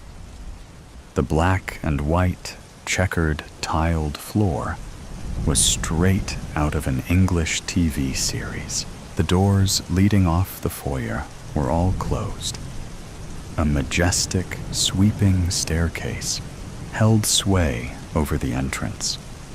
Huge brass vases, once filled with flowers, stood empty either side of the entrance. Apart from the electric light, the only modern consideration was a mechanical elevator. "Please," the man gestured, "follow me." They entered the elevator, along with her baggage. Marie watched as the man pressed 5. The door closed, and they began their ascent. On the 5th floor was another vestibule. This one had more polished timber and huge windows onto the street below. "This way." He gestured, then walked along a long corridor before he opened a large double door into what looked like a series of smaller spaces. If Marie hadn't had complete faith in her boss, she'd have been scared. At one side of the room, a man sat, straight-backed, with silver-gray hair. She guessed at least late 80s, wearing a green corduroy smoking jacket. He stood. She could smell cigar smoke. "Thank you for coming. I'm Peter Retzlaff. Fact is, Miss Le Pen, I need an expert opinion as to a certain painting that is in my possession. Should I, or should I not, restore it? Your superior at the Met spoke most highly of you." Marie saw several large art tables, specialist seats, and an array of instruments, all designed specifically for art restoration. She was gobsmacked. There had to be $1 million in equipment and instruments, brand new, some still in their original packaging, just sitting there. The old man waved his hand, and the valet unlocked a large steel cabinet with racks of what looked to Maria like canvases, painted canvases, in various stages of decomposition. Strange, she thought. He slid one of the racks out and removed a painting, a watercolor that Maria recognized. After putting on her smock and gloves, examined the item more closely. Behind her, a phone rang. The valet took a cell phone from his pocket and listened, then said something softly to the old man. They steeped away to the side of the room, out of earshot. Maria continued looking at the canvas, heavily water-damaged with a once grand frame that also appeared flawed. She was about to make some preliminary notes into her phone. As she moved around the table, a splash of red caught her eye. The steel cabinet, which held the damaged painting, was open on one side. What she saw made her heart stand still. It was a large canvas of what appeared to be small wooden bridge over water in a garden. Although no expert, she'd seen enough examples of French impressionistic work to know this could be one. Marie quickly turned her phone to camera, taking 2 quick shots, only to be interrupted by raised voices. The old man was saying something to the valet in what sounded like German, who dashed past her, securing the door to the cabinet, ending her view. She said nothing, returning to the recorder in her phone, her head down, trying to appear as though she was concentrating. The old man looked suspiciously at her, said nothing. She could feel his eyes. My God, what have you just seen? She asked herself. Maria spent the next 2 hours making notes and photographing the damage. She agreed to return the following day with her recommendations and estimates, should she consider it restorable. Retzlaff agreed, giving her a copy of a providence document relating to the painting, which she would need to study.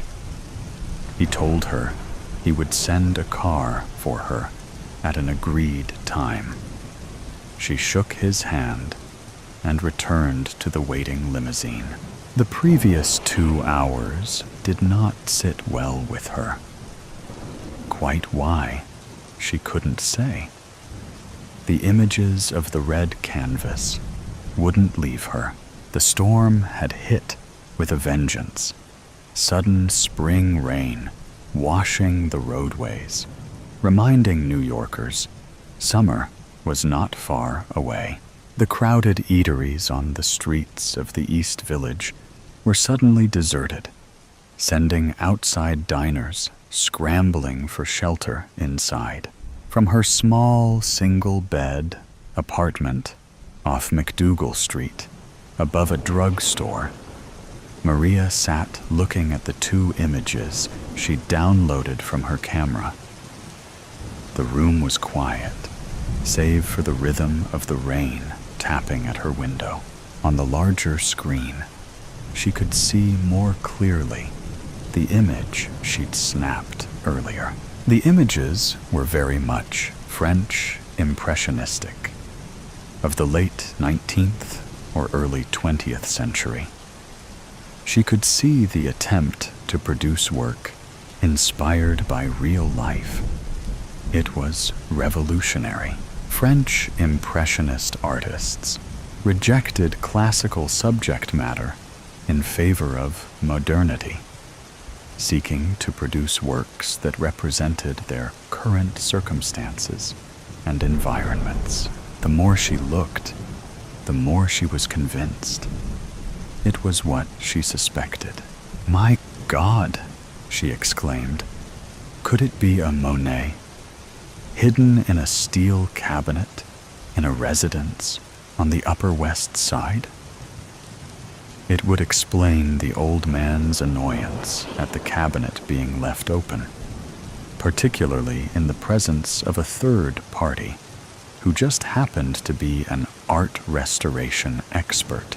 Maria took stock, pouring another glass of wine, wondering what she should do next. She thought about the man who had mentored her 15 years ago at Switzerland's largest art museum, the Kunsthaus Zurich, Philippe Abano.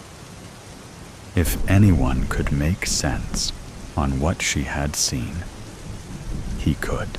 She'd not had any contact with Philippe for over a decade. Now he worked in a private capacity, advising galleries and writing books on the subject of French art, in particular, French Impressionism.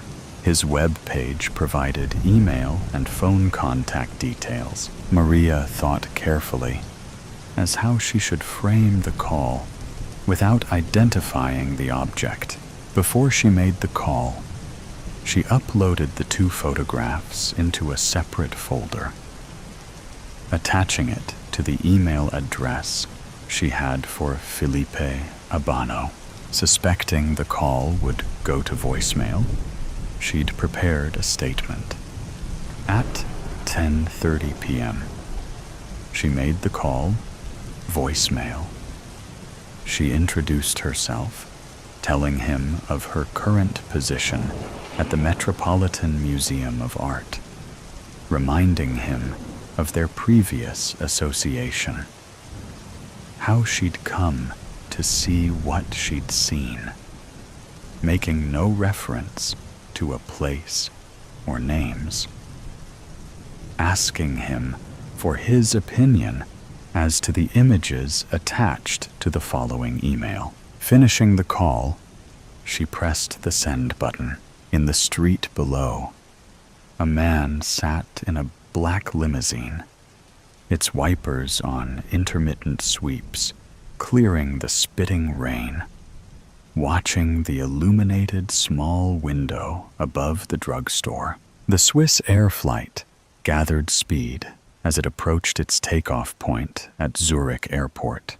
Food and service trolleys rattled in their compartments as the aircraft's nose finally lifted into a gray, overcast day, the engines screaming. Philippe Abano was anxious and at the same time nervous, processing what he'd heard and seen in the previous few hours from one Maria Le Pen.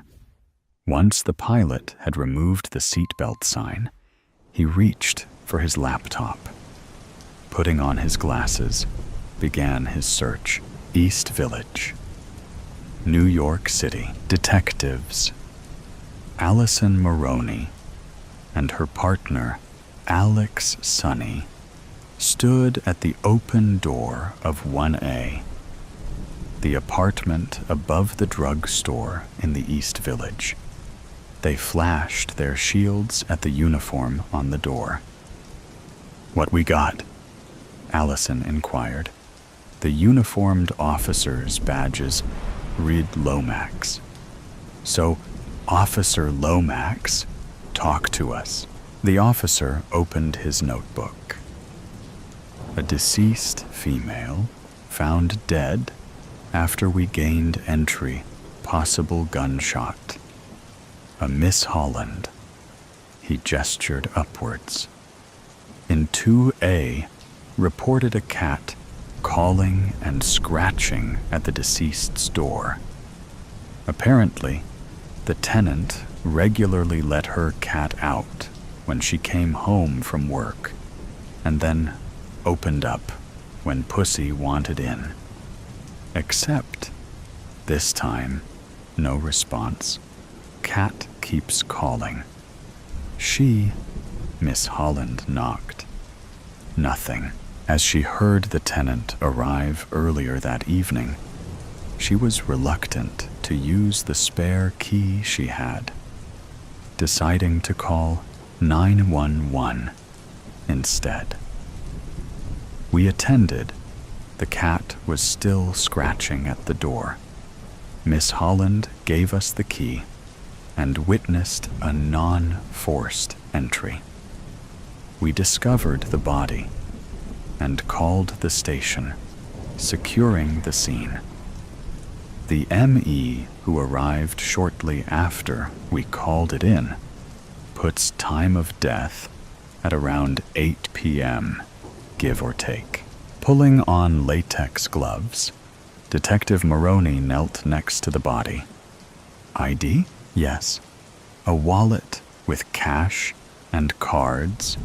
A Maria Le Pen, 37, works at the Metropolitan Museum as an art restorer. ID shows her address as here. No driver's license. Detective Sonny moved carefully around the small room. Laptop? Cell? Neither, though I'm guessing she had both. They're chargers for each in here, and in the bedroom. To recap, Sonny offers. No phone, no laptop, nothing taken except said cell and computer. Not a robbery then, and no sign of a forced entry. Sonny looked at his partner skeptically, shrugging his huge shoulders. Single gunshot between the eyes, small caliber, maybe .32. Very professional. This look like a hit to me, Moroni offered. What do you think? After 3 hours of intense in-flight investigation, Felipe Abano concluded it was a work by Claude Monet, albeit a later work. His once subtle transitions between shades became bolder and less precise, reflecting the challenges posed by his deteriorating eyesight. Monet's health struggles extended beyond his eyes, but his vision loss had the most direct impact on his art.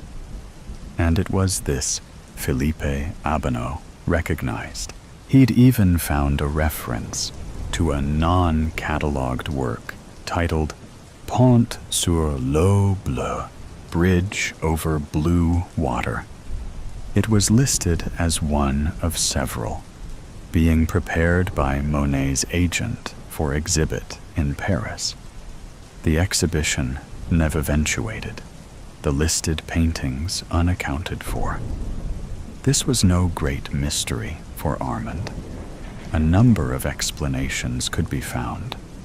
The artist withdrew the works, no reason given, an issue with the gallery, or sold before exhibition. The latter Armand found more convincing. It would also explain its anonymity for over a century, a private or family collection that may have suffered at the hands of the Nazi art plunder of the 30s. The whereabouts of many were still unknown. Either way, a mystery that may well be explained when he was to meet with Maria Le Pen in 4 hours' time.